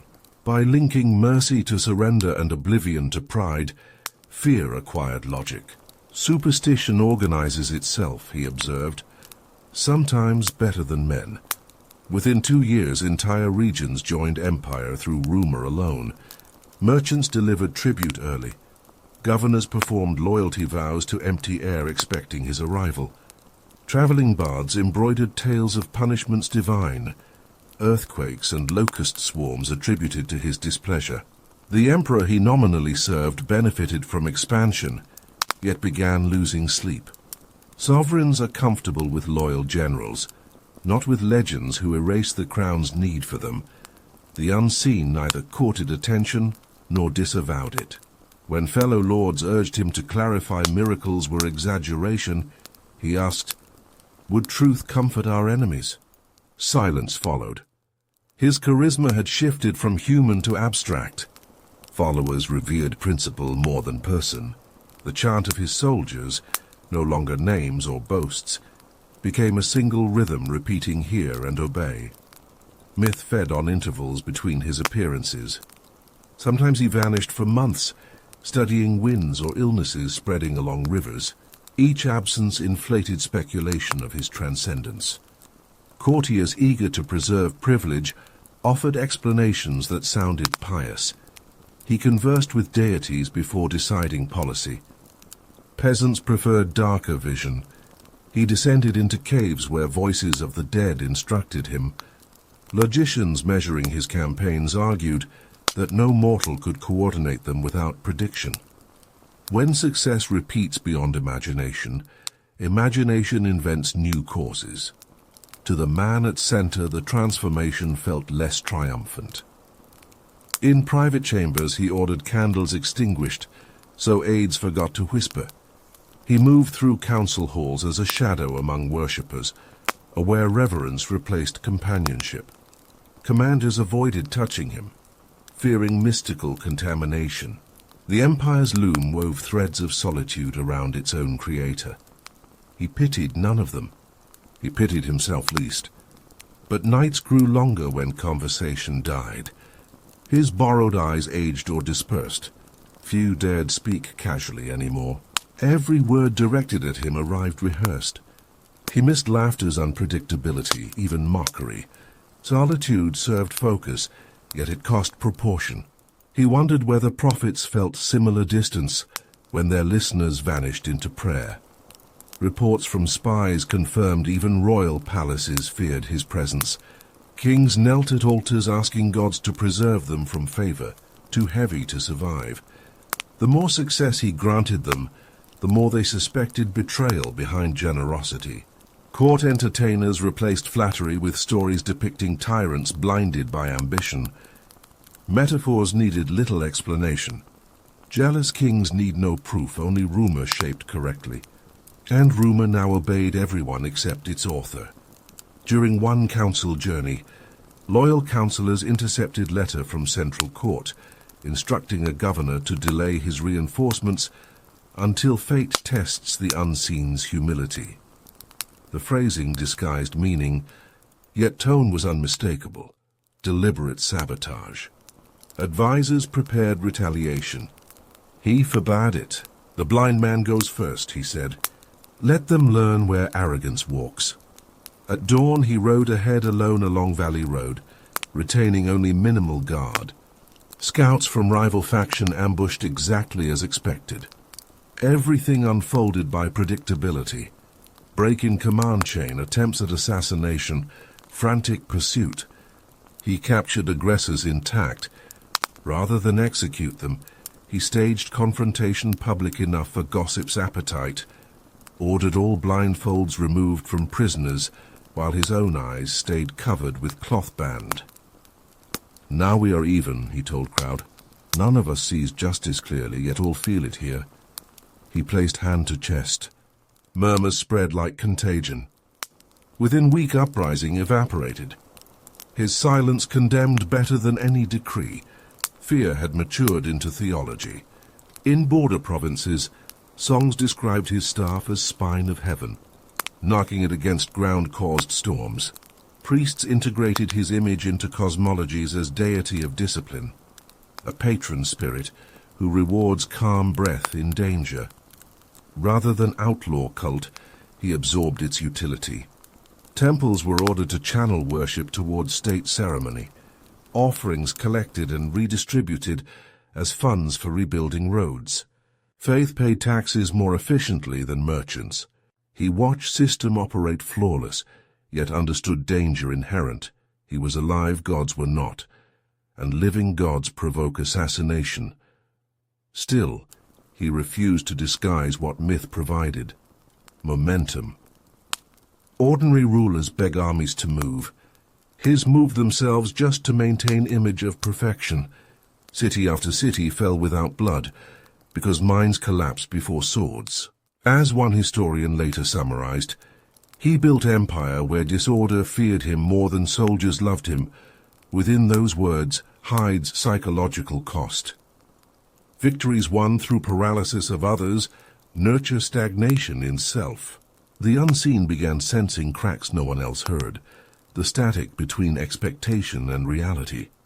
For the first time he asked his inner circle, what happens to a leader after followers turn him into concept? None answered honestly. To them, he had become answer itself. The empire had expanded beyond its master's understanding, a living rumor stretching across continents. Kings swore allegiance they had never pledged.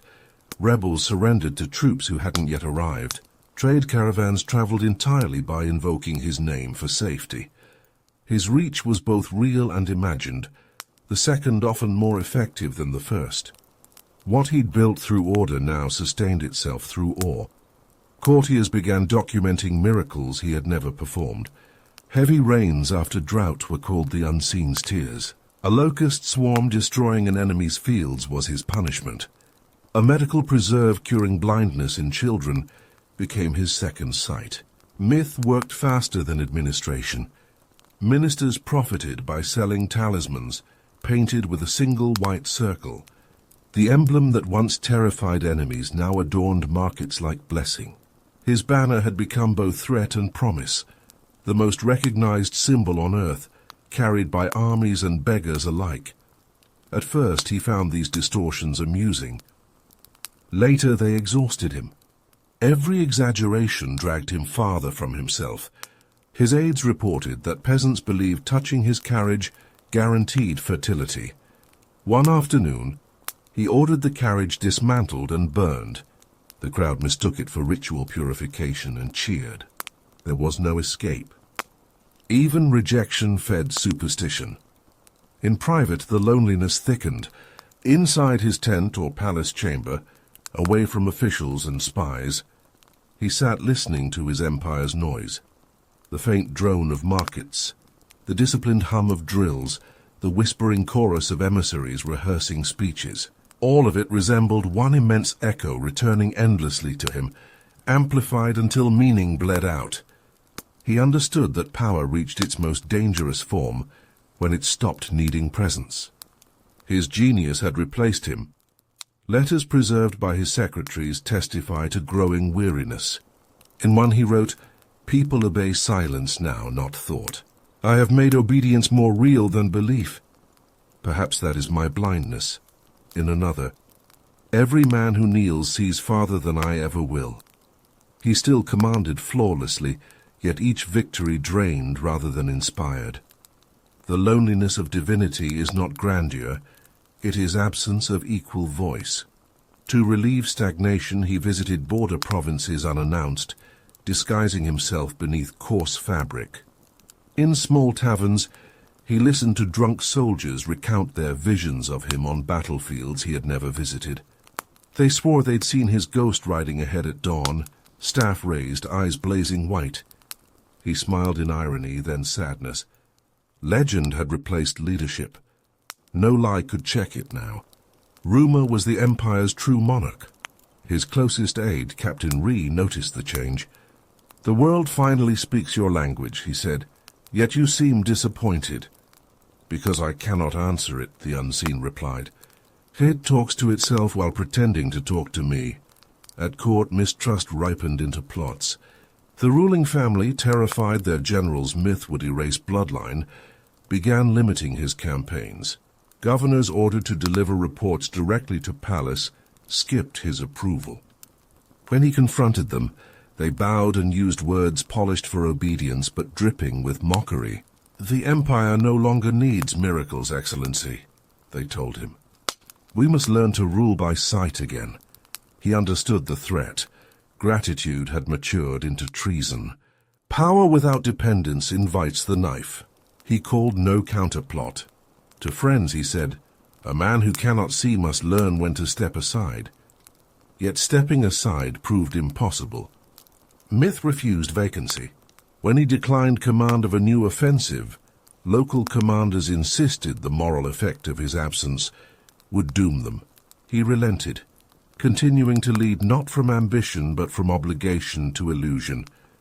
That campaign against minor coastal kingdoms became theater of both fear and reverence.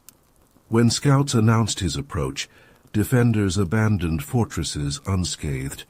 Captured citizens described panic erupting purely from rumor, that he listened to heartbeats through walls. Others believed closing eyes during combat would blind them forever. The Empire's whispered hex spreading faster than orders. Psychologists centuries later would call this phenomenon anticipatory surrender.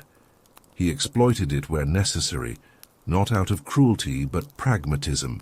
Fear consumed fewer lives than courage. After one province yielded without struggle, he left its ruler on throne but made him symbol of obedience, a living testament that submission guaranteed safety. "Fear is more efficient than hunger," he told scribes who recorded new laws.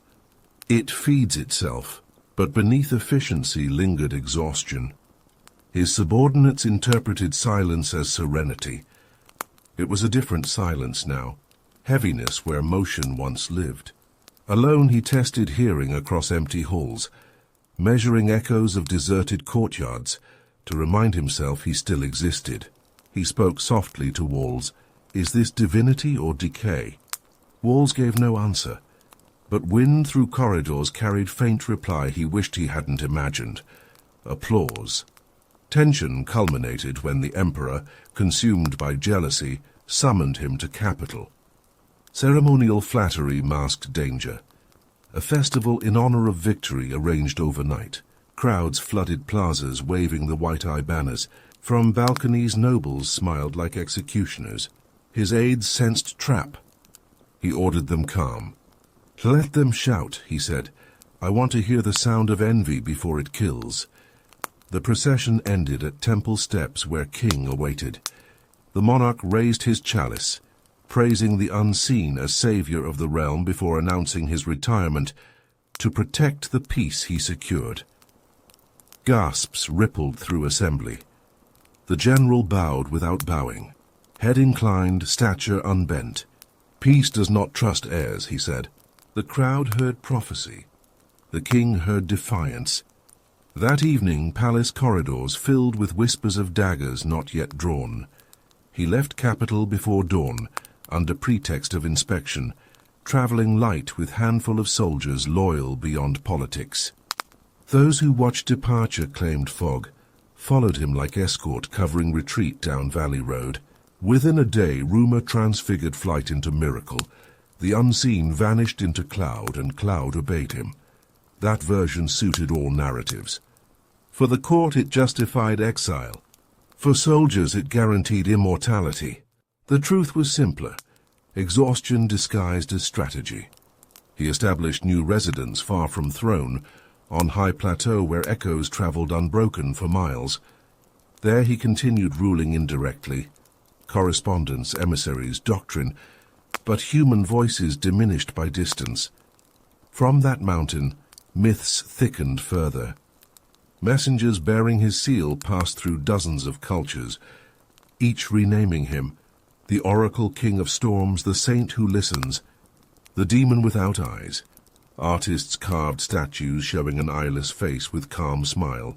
Some depicted him holding globe near ear, listening to world itself.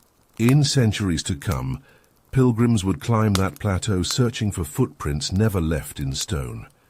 Even now, while breath remained steady and heart unchanged by disease, he contemplated scale of belief surrounding him and whispered to one remaining aide, "They have turned blindness into empire.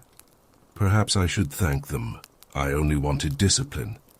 Down below, banners of the White Eye fluttered across kingdoms that no longer remembered what the first wars had cost. Around campfires, soldiers swore he still commanded them through thunder. In coastal towns, merchants offered sacrifices to appease his wind. Fear and devotion were finally indistinguishable. Within the plateau's isolation, he accepted the exchange. Mortality traded for mythology, companionship for control. Yet he recognized another trade hidden beneath. To remain symbol required absence, and absence meant death in slow surrender. When aides urged him to rest, he murmured an answer none could pass. Only the unseen endures. After that night, he ceased public appearance altogether. The king in capital declared national mourning, both tribute and relief. The empire did not collapse. Myth prevented panic. It endured because people could no longer tell if he lived or haunted. And though no chronicler recorded the exact hour he died, empires centuries apart would still tremble at mention of his name, the man whose silence frightened the world louder than its wars. Even myth has predators. Power held in silence tempts those who crave noise, and envy grows in the dark because no one hears it coming. Years after his withdrawal to the plateau, the empire that breathed in rhythm to his governance began to shiver. Provincial lords, former allies basking in authority granted by his victories, saw that his absence left fertile soil for ambition.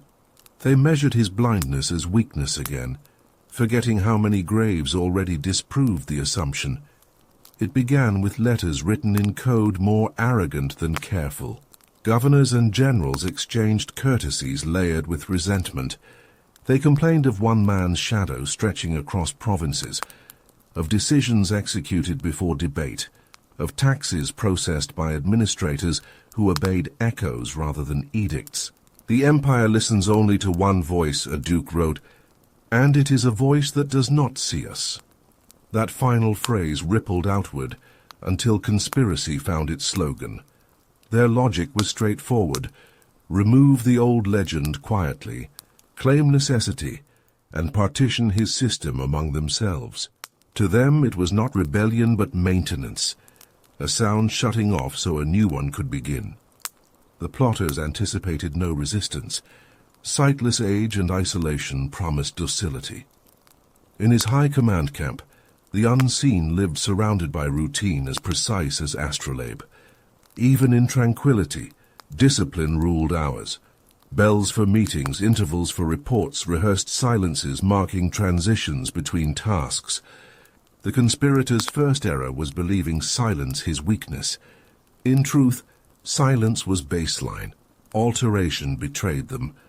Before dawn one morning he woke unsettled. Air pressed too thickly, like cushion of breath waiting to exhale. Somewhere outside pattern wavered, the usual stir of morning sparrows absent. He stepped barefoot onto flagstones, listened and frowned. Birds avoid death twice, he muttered. First by flight, then by warning it. He called his attendant, ordered doors unbarred, and walked outside alone. The plateau skyline offered stillness perfumed by dawn frost.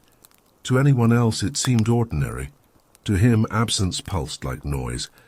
The clink of harness from stable 30 paces south came a fraction late, the whinny followed by pause too cautious. Soldiers on duty breathed shallow, anticipating movement, not command.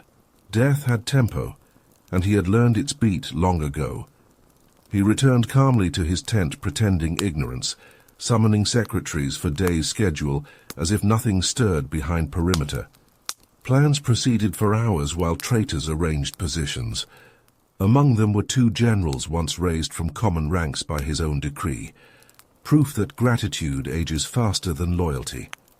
They had agreed to strike during twilight when evening wind hides footsteps. Midday he sent for each in turn. To the first he offered promotion, claiming new post in remote province. To the second he gave sealed letter, ordering relocation of provisions. Formal recognition of trust disarmed suspicion. "You remain foundation of empire," he said. They left flattered, unaware that under wax seals lay instructions for border garrisons to intercept them after nightfall. As sun fell, camp relaxed into stillness, rehearsed yet altered purposely by command. No drums, no messengers, no smell of soup from kitchens. The conspirators took absence for opportunity, irony too elegant to notice. Dagger teams approached command tent where light still burned. Guards stood unresisting, each a loyal decoy. When intruders entered, blades poised, they found the general seated quietly with sleeves rolled. "You are late," he said, tone neutral, neither warning nor accusation. Shock froze their grip long enough for shadows behind them, his personal aides to step forward and bind without struggle. "Was my blindness reason or excuse?" he asked them after restraint. "Tell me before you die or live." "Reason," one whispered, trembling, "for fear that you see nothing." He nodded once. "Then I thank you for teaching me difference between vision and trust." No executions followed. Killing them would stain principle he had spent lifetime designing. Instead, he sent each traitor to frontier provinces in exile, blindfolded, mirroring punishment he'd once given captured enemies.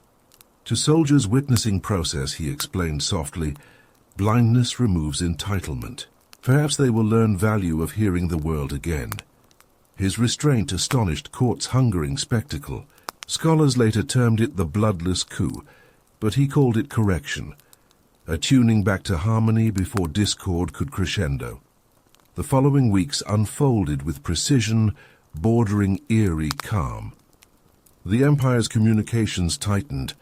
Governors unexpected by coup found themselves arrested by guards, who cited sound-coded orders, delivered hours before any message rode from capital. Power realigned seamlessly. Within fortnight, the rebellion collapsed under weight of coordination. For first time in empire's history, unity returned not through fear but clarity. He established immediate reforms to prevent invisible rot repeating. Merit replaced inheritance across institutions beyond military, administration, trade, judiciary. Appointment decreed by evaluation, not lineage. His words to council resonated across generations. "We cannot depend on miracle forever. Efficiency must outlive me." Debts forgiven for farmers who provided service-hearing field conditions during logistics expansions, a poetic merging of agriculture and acoustics. The system turned empire from monarchy disguised as army into republic disguised as faith. Yet personal wounds cut deeper than documents.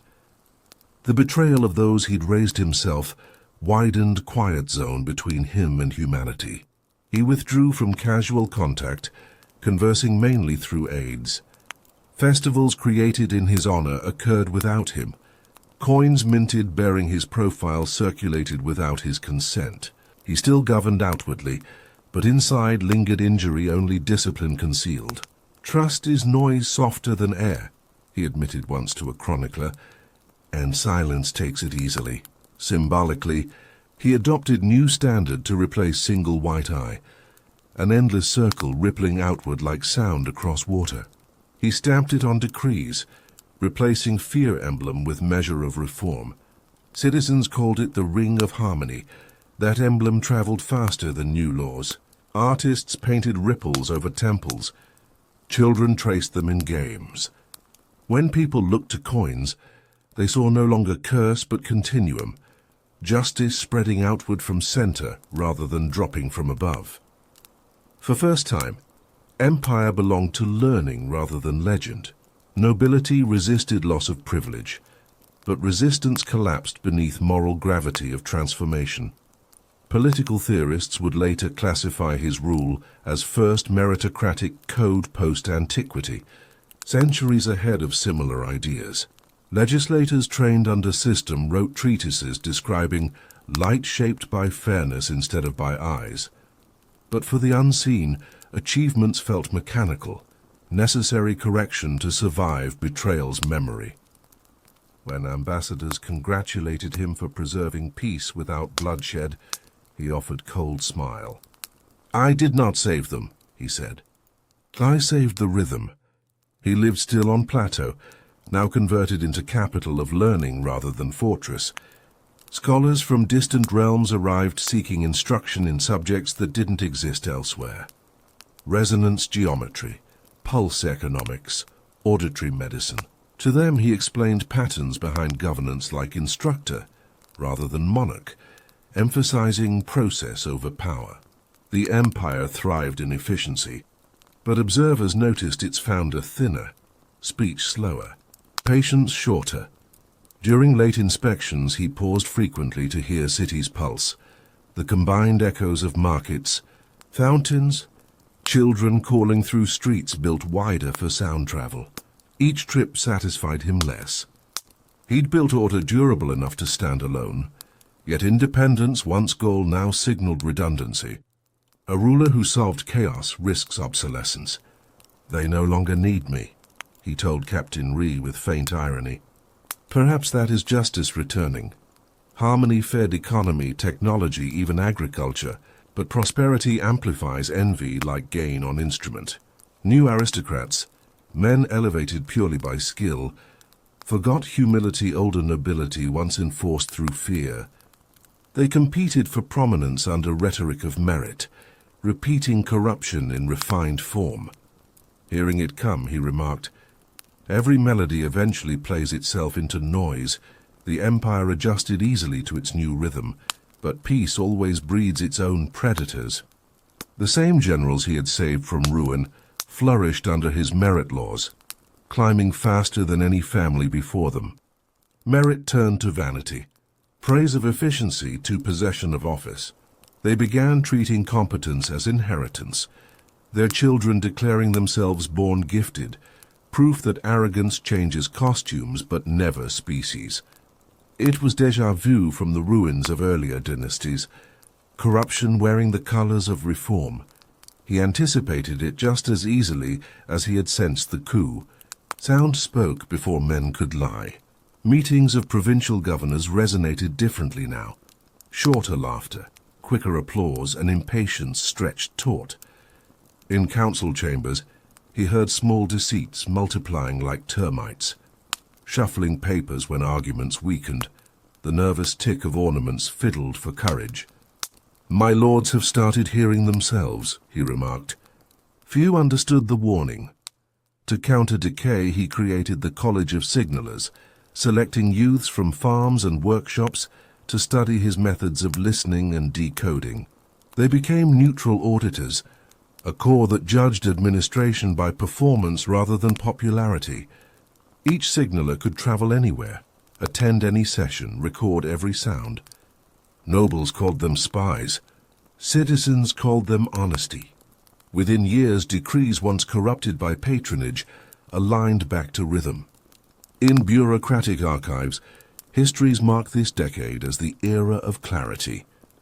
For him, it was penance. Corruption returned even after lesson, so discipline had to reactivate itself indefinitely.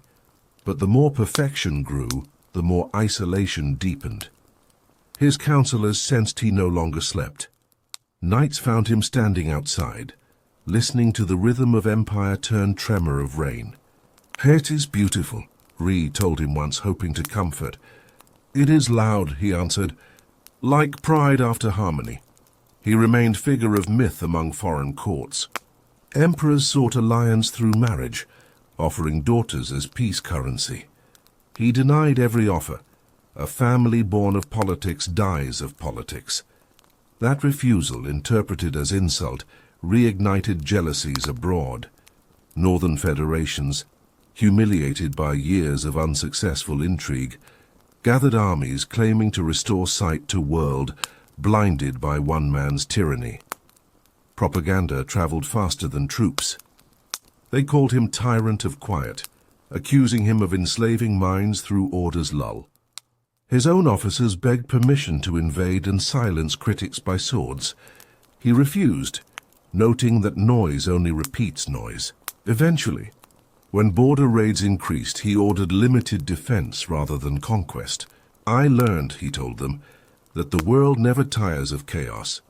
Our duty is to outlisten it. The campaign that followed would become his last true war, yet the greatest vindication of his reforms. Frontier forces, commanded by newly promoted local officers, men born during his reign, met invaders without his physical presence. They fought in rhythm, applying patterns he had codified decades earlier. No horns, no signals visible for enemy to mirror. Reports returned describing battles won by harmony alone. Word reached the plateau that the empire had survived conflict, led entirely by successes. For the first time, he allowed himself fatigue. They no longer need eyes, he said with relief rather than jealousy. Still, politics refused quiet. Courtiers anxious to solidify legitimacy urged him formally to accept the crown he had never taken. Rumor claimed he was already dying. Myth demanded closure for tale too extraordinary to conclude plainly. Officials proclaimed mass petition. If the unseen would ascend as emperor, empire would rename itself after symbol of harmony. When message reached him, he remained silent for several minutes, then asked, "If I cannot see the throne, why should it see me?" Only a few aides caught trembling sarcasm beneath calm tone. Against pressure, he relented to ceremony designed for history's appetite. On appointed morning, dignitaries filled valley. Priests raised banners of the ripple emblem. His entrance defied spectacle. No golden carriage, no horns, just measured drumbeat echoing heartbeat. Witnesses remember wind halting briefly as if listening. At platform center, crown rested upon stool. The crowd expected ritual blessing, kneeling, anointment. Instead, he spoke 3 words, "Keep your rhythm," and turned away. The silence following felt heavier than any cheer. While nobles debated whether this counted as coronation or refusal, the legend had already decided. From that day, the chronicles record him as the clear king. Though he never sat the throne, his final reforms followed quietly. Abolition of hereditary military rank, creation of public academies teaching children maps through vibration rather than ink, continuation of his idea that learning begins with environment, not wealth. Peasants' sons trained beside nobles, some advanced to governors. Aristocrats grumbled but could not rebel. Their power relied on law he had written himself. Age eventually betrayed the rhythm even discipline cannot command. Hearing once unmatched dulled at edges. He compensated with method rather than complaint, ensuring younger generations mastered sensory philosophy before decline noticeable. Confidants claimed he laughed about it. The empire grows noisier, so I can stop listening. But letters from the period reveal quieter dread. He described dreams in which the world screamed too loudly to understand, where echoes returned distorted and mocking. For a man who built existence on clarity, misunderstanding was worst fate. Winter of his 70th year collapsed his strength. Disease spread through northern provinces.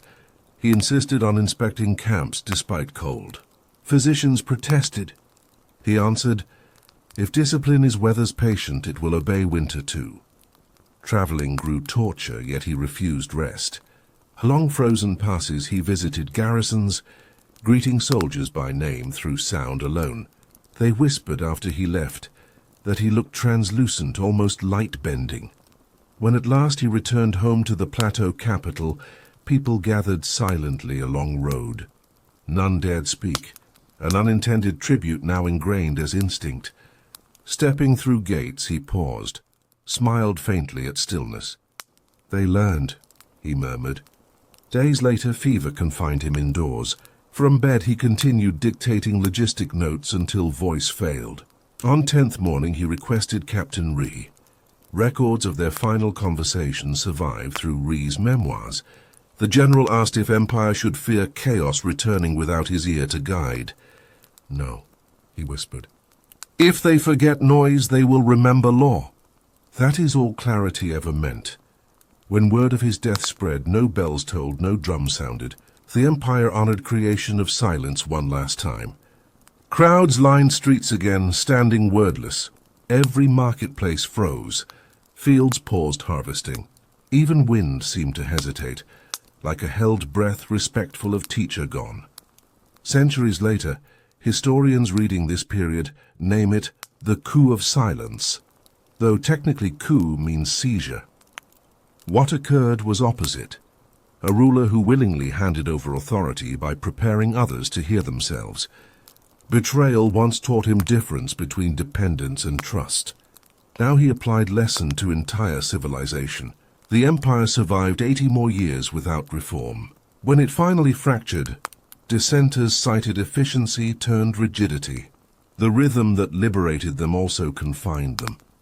Nevertheless, his legend endured not by bloodline, but replicable philosophy. Successors in distant lands cited his merit law as foundation for representative councils. Engineers traced their sound bridges and signal towers to his logistics. Philosophers studied the coup as ethical parable, showing that clarity, true perception, demands absence of ego. He proved, wrote one commentator centuries later, that a man without sight saw farther because he knew when to step back. The story closes not with tomb or dynasty, but with one final sensory image. On the plateau where his tents once stood, travelers report strange acoustics, a lull where air stills before resuming. Locals call it the breath of the unseen. Stand there long enough and the world around you quiets. Even birds suspend flight.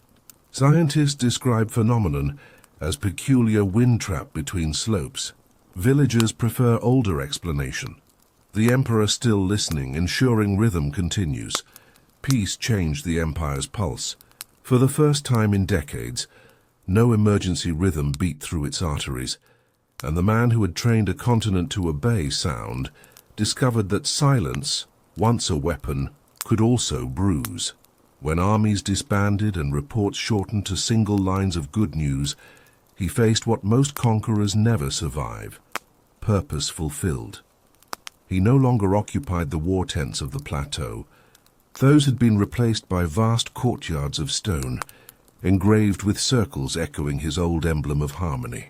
Monks tended the fountains that imitated the rhythm of military drums.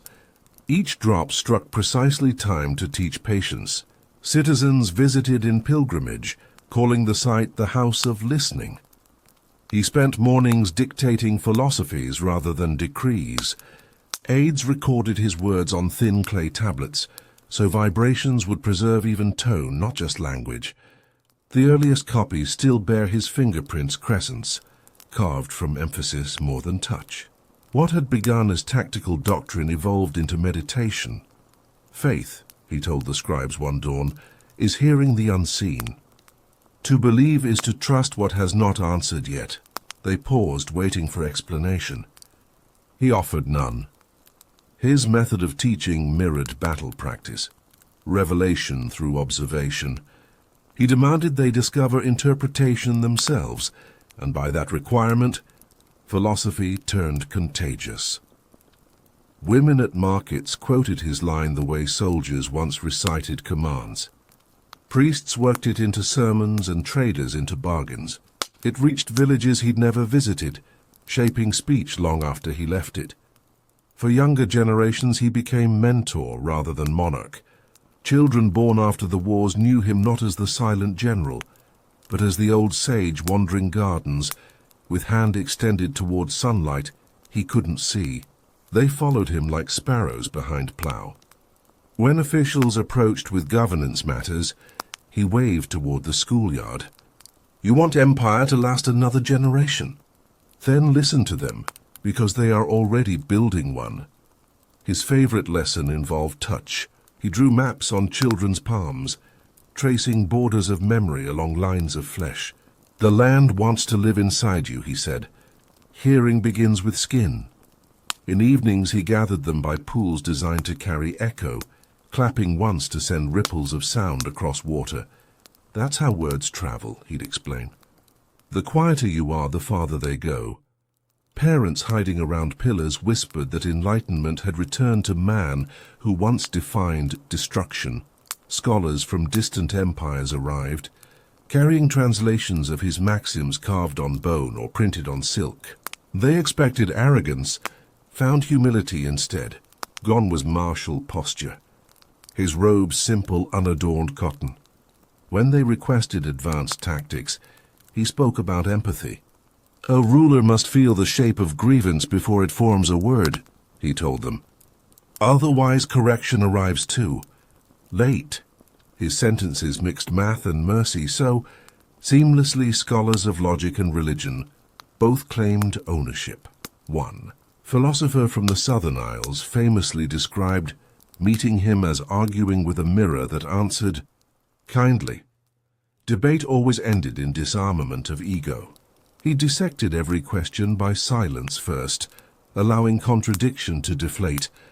Listeners likened it to duel without swords, yet each left feeling saved rather than defeated. Over time his residence transformed into seminary. Students devoted study to what they called the doctrine of hearing. Its principles sounded deceptively simple, that understanding requires attention, that truth survives best when carried on courtesy, that patience outpaces force. He encouraged them to challenge even him. The echo improves when met by another sound, he'd smile. Abroad, thinkers centuries later would quote him without knowing his face. Foreign manuscripts misnamed him as mythic seer, the blind monk of the steppes or voice of the horizon. His aphorisms infiltrated politics. Listen before ruling, inscribed above council halls. Sound before sight prevents violence, painted in foreign languages across academies. For readers eras apart, his writings felt less about blindness than awareness, manual on how to preserve humanity during command. Meanwhile, within the empire, poetry flourished again. Musicians reintroduced melody into culture, long dominated by rhythm alone, dedicating compositions to the now-aged philosopher rather than to victory. Each festival ended in moment of silence before first note, ritual acknowledgement of his teaching. Even laughter returned, measured but sincere. Some historians later compared this period to Athenian enlightenment, others to Tang rebirth. All agreed it traced to one man's conversion, from conqueror to mentor. Peace, however, unsettled him. He had mastered management of noise, not unpredictability of calm. Even as body grew frail, mind kept reaching for conflict to refine discipline.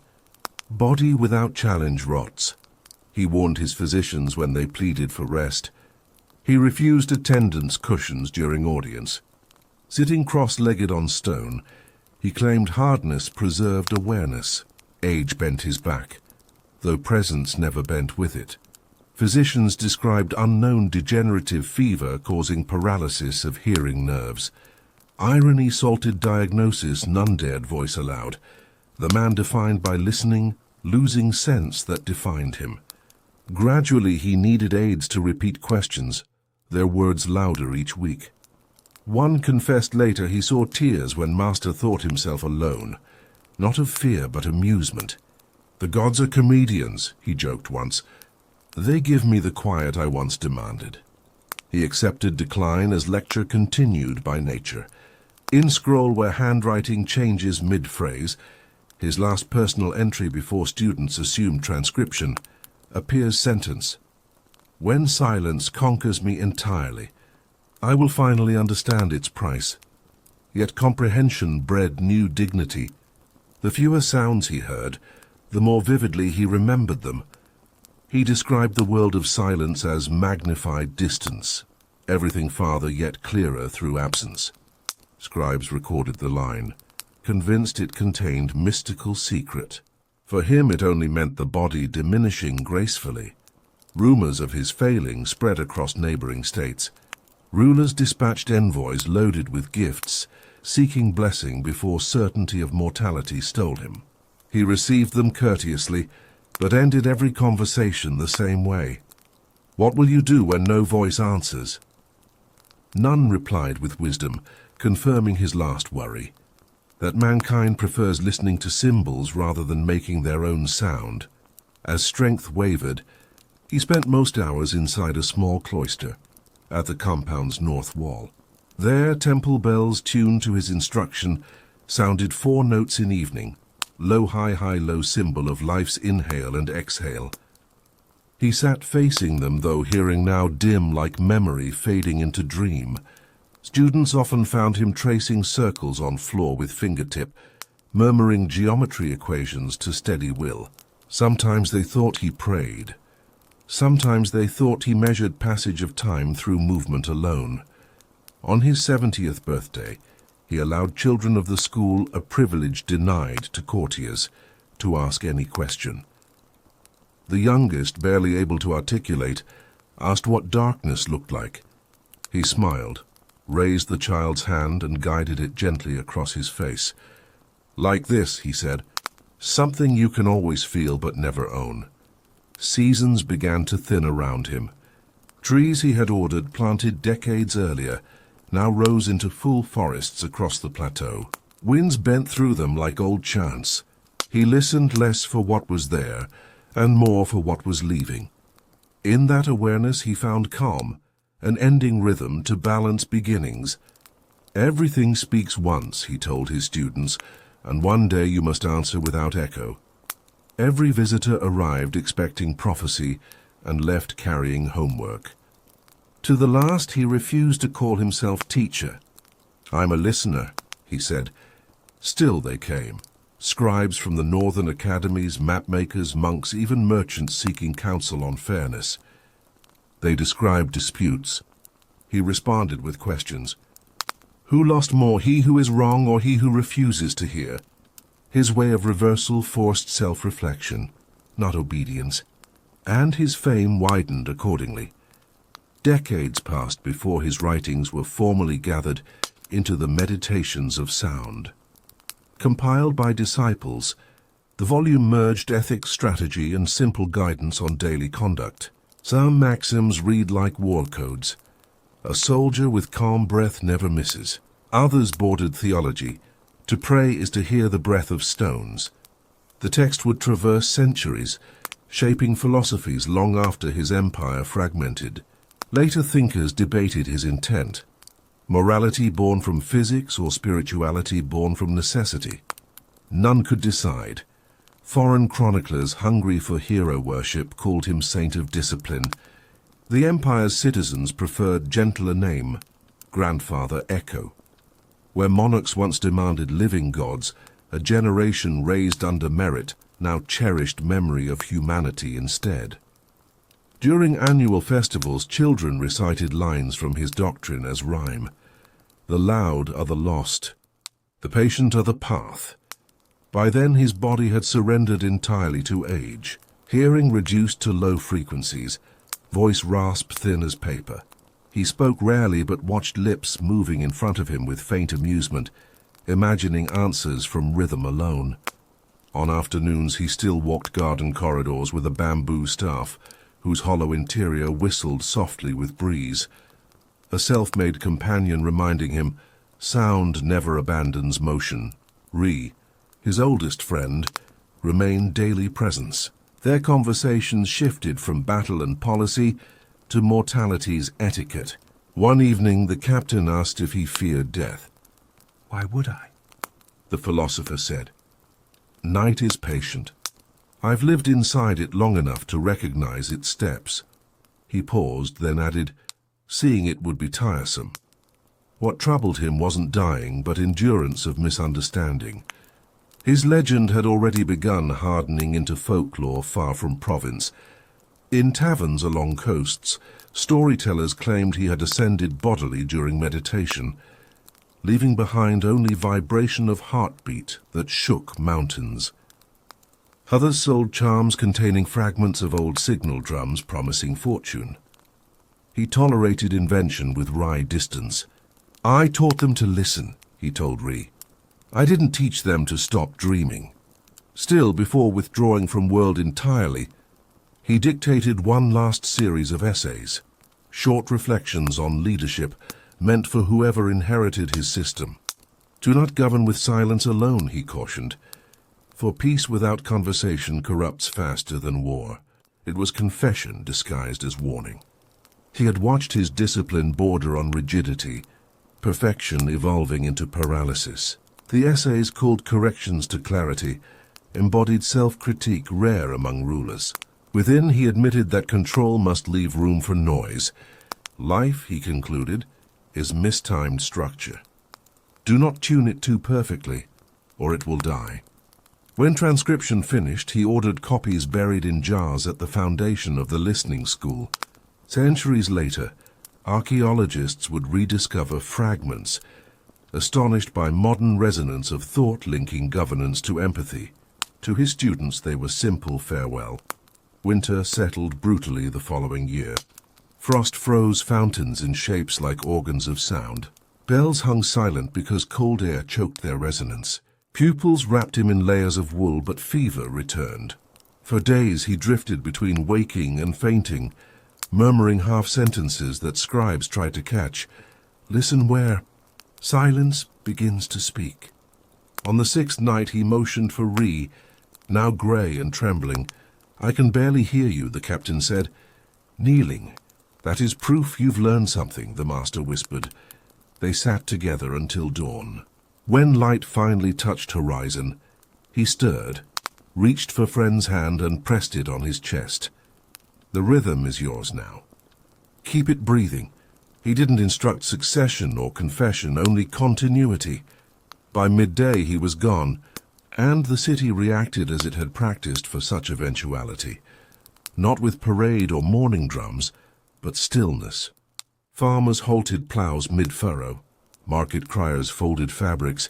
Merchants closed palms and held breath in respect. Children carried wooden circles carved to represent the old emblem and set them afloat on nearby rivers, watching ripples move outward until nothing visible remained. That was how the world learned its first silent funeral. Within months, rumor stretched again beyond reason. Some insisted monks heard new tone vibrating through stone floors at night. Others claimed he returned as wind-guiding sailors towards safe harbor. Both myths suited civilization hungry for meaning. What mattered was not whether he survived, but that his teachings did. Centuries after empire dissolved into successor states, philosophers in distant universities would quote his words beside those of Aristotle and Lao Tzu. Acoustic architects credited him for discovering resonance ratios identical to modern design. Psychologists borrowed his idea that listening confirms existence. Even military ethics traced humanitarian laws to precepts written under his rule. None agreed on geography or dates. Some placed him 200 years earlier, some later. The man blurred into symbol, proof that darkness, once feared, could guide civilization toward light.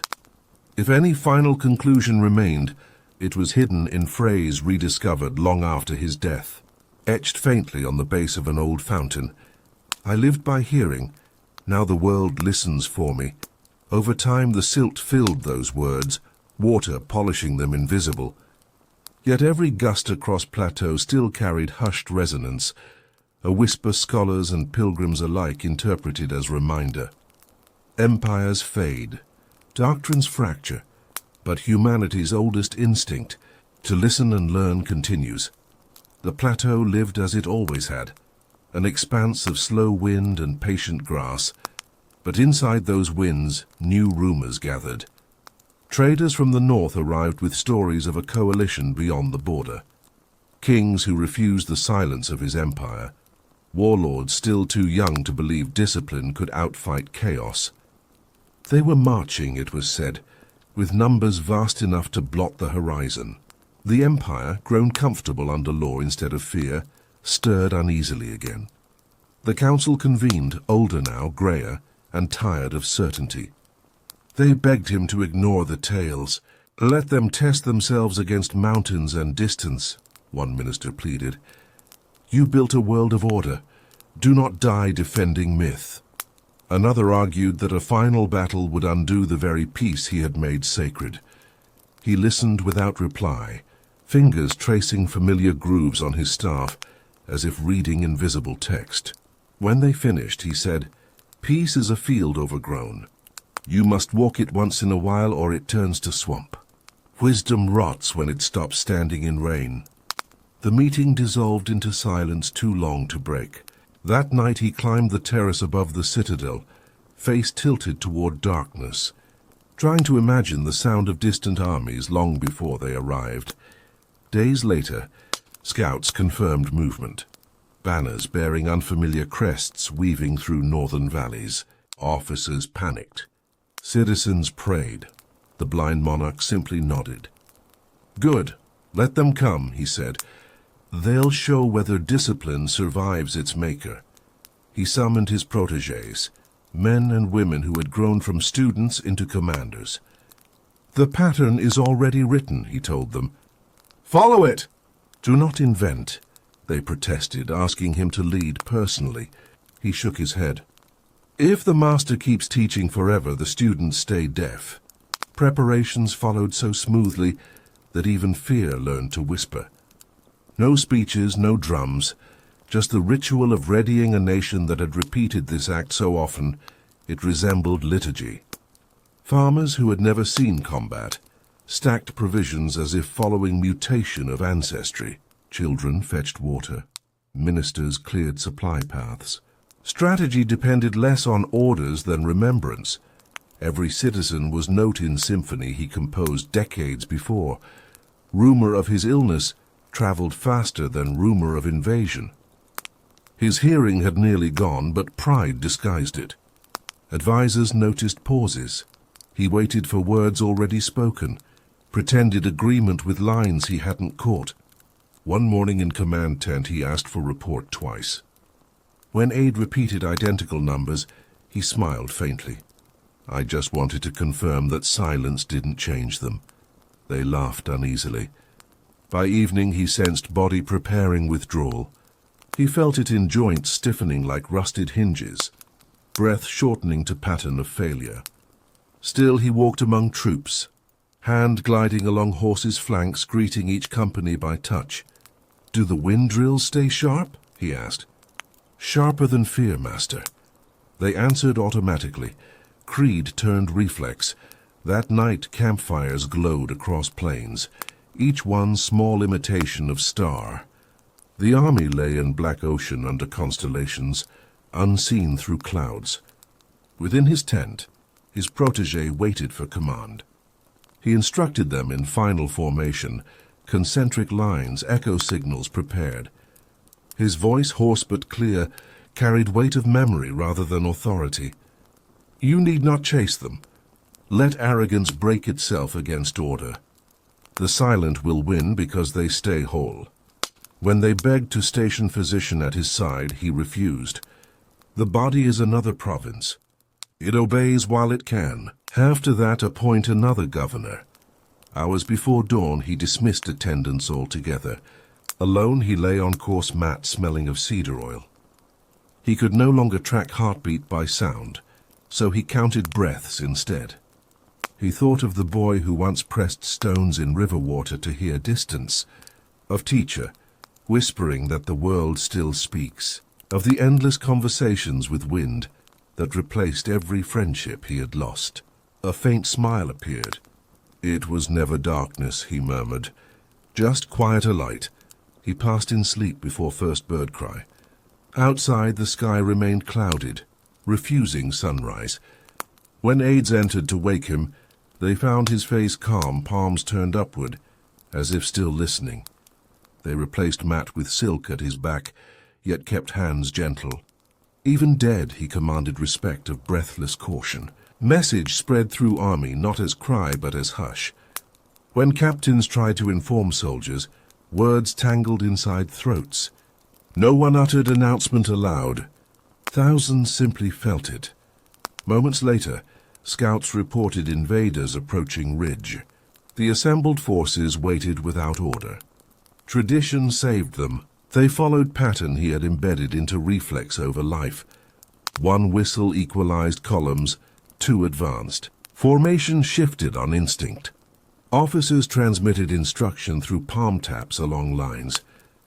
The new enemy, expecting chaos after hearing of his death, encountered machine of silence instead. The first clash lasted less than an hour. Raiders, seeing disciplined advance, assumed trap and broke formation. Cavalry isolated and fell back in confusion. Artillery shells misfired, because timing relied on noise that never came. When dawn at last broke, enemy scattered like ash on wind. The Empire stood untouched. Rumors soon announced that the unseen had returned as Spectre to command armies invisible. Some swore they'd seen his shadow galloping atop distant ridge. Others claimed Valley Mist carried his voice issuing orders. Even witnesses who knew reality preferred myth. Belief, once forged, does not yield easily to truth. In capital, officials argued over question of succession. None dared declare new ruler, while victory still credited to Ghost. After days of indecision, Captain Ree broke impasse. He cannot be replaced. Let the Empire itself bear his title. Decree followed. No monarch until his body buried, and burial postponed until soldiers completed proper homage. They marched his coffin through every province he had ruled, stopping at sites where discipline first tested itself, the Canyon of Echoes, the coast that once shimmered with burning ships, the valleys where Flag of White Eye first rose. Crowds knelt not from grief alone, but awareness that ceremony closed an era of impossibility. At each halt, priests performed rites of silence, prayers mouthed rather than spoken, bells struck but dampened by cloth, so sound barely survived contact. By time procession reached the plateau, even crying seemed sacrilegious. Burial took place under moon heavy and low, reflecting an armor of thousands arranged like river of steel. Along procession path, soldiers placed instruments upside down on ground. Drums, flutes, horns, cymbals reversed to announce final command, that their master would rest among sounds subdued, not dominating them. When coffin descended, wind caught edges of tents and made them hum faintly. The army bowed to vibration alone. At center stood Ree, holding staff the old leader had used his entire career. Instead of eulogy, he raised it once and struck earth. The echo lasted impossibly long. Soldiers lifted heads. In resonance, they imagined farewell. No empire ends at ritual. Administration continued, but people fused him into geography. When thunder rolled, they said it was his laugh. When storms ceased suddenly, his composure. Pilgrims visited Plateau expecting miracles, and found instead stillness so exact, they left convinced they'd misheard silence itself. Historians later dubbed the following decades the Age of Memory, not for absence of war, but because every conflict measured by how far it strayed from his design.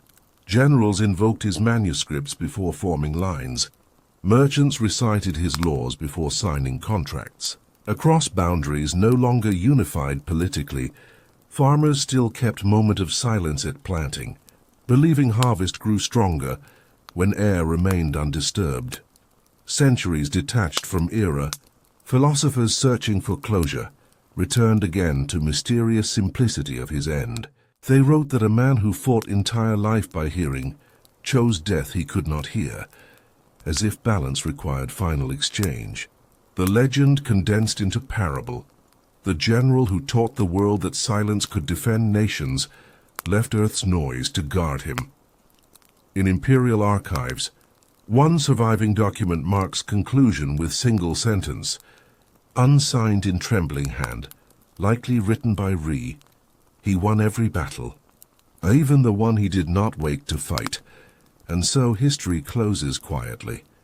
The man who built empires from echoes surrendered, not to conqueror or illness, but to continuation, his designs marching on without him. Wind still threads the plateau, brushing stones of his grave into faint vibration. Travelers pausing there each claim to hear different notes, hoofbeats, heartbeats, or nothing at all. Whatever the truth, it lingers as he would have wanted, an empire kept alive by listening. Centuries blurred his empire into geography and then into story.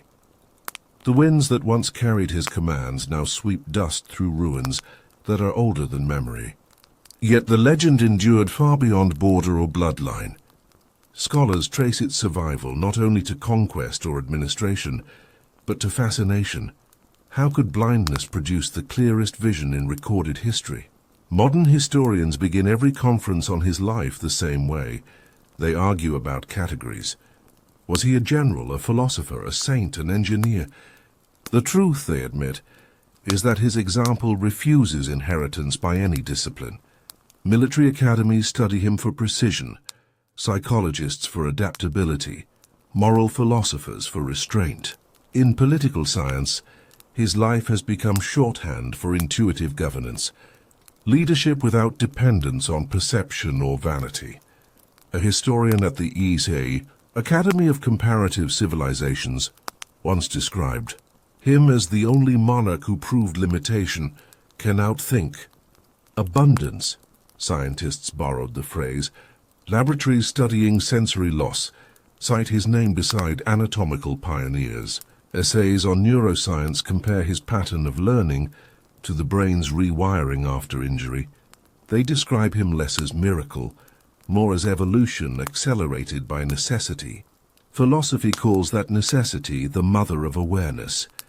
Generals reading the manuscripts of his wars talk about blind leadership, not literally, but as competence without arrogance, deciding without perfect data, trusting intuition created by disciplined habit rather than impulse.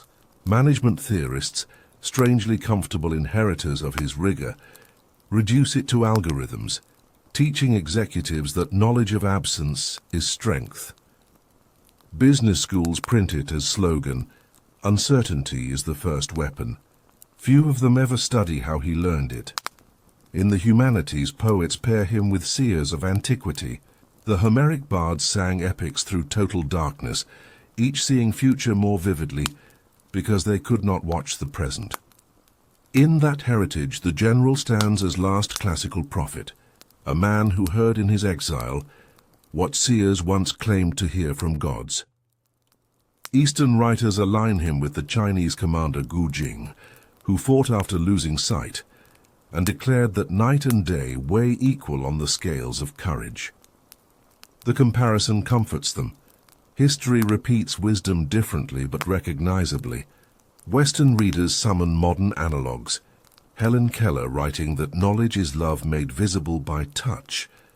The parallel closes the circle. Every era finds its own blind philosopher to restore humility. Archaeologists wandering his plateau speak of their work in reverence closer to pilgrimage than science. The foundations of his citadel, surprisingly small, reveal absence of ostentation. No throne dais, no ornamentation, only acoustical perfection. Standing in its center, one can clap once and hear 9 successive echoes rebound from unseen chambers. The sound fades slowly, reminding listeners that awareness once cultivated never truly dies but dilates across time. Students describe phenomenon as haunting, though acousticians explain it simply. The surfaces angle with precision that multiplies resonance. Logic cannot dissolve majesty. Visitors step away quieter. The blind general's modern relevance extends beyond discipline or profession. It has become psychological metaphor. When 20th century analysts coined term resilient cognition, they cited his biography as oldest documented example of sensory loss transformed into strategy. His reforms prefigure cognitive restructuring studies, the understanding that thought changes anatomy, Educators now teach children about his mapping of sound to prove potential hidden inside limitation. We show them, a teacher remarked during televised lecture, that capacity grows in cracks. That insight, turning lack into law, anchors most modern interpretations. The more thoroughly humanity depends on sight, screens, surveillance, simulation, the more his rejection of vision fascinates. Artists paint him with his eyes covered not out of pity, but invitation. He challenges viewers to consider how much they misread, because they mistake brightness for understanding. Musicians compose symphonies structured on silence, naming movements after his campaigns. In popular culture, digital storytellers portray artificial intelligences born blind that mimic his dictum of listening to environment before acting. Fiction recasts him in worlds without light to remind audiences that awareness never belonged exclusively to eyes. Ethicists refer to him when teaching restraint, the power to answer threat by stillness. Philosophers of empathy use his reign as evidence that justice must begin from perception, untainted by prejudice. What some call blindfolded fairness, he literally embodied. His legal reforms, preserved in fragments, become case studies in contemporary jurisprudence for systems blind to privilege. A courtroom engraving in modern capital still bears his early phrase, "Sight deceives judgment. Hearing corrects it." Psychologists studying leadership extract another core lesson, humility as neurological advantage. The loss he endured destroyed illusion of control early. Therefore, he never clung to it. Modern cognitive behavioral therapy borrows his principle of mapping by response, turning fear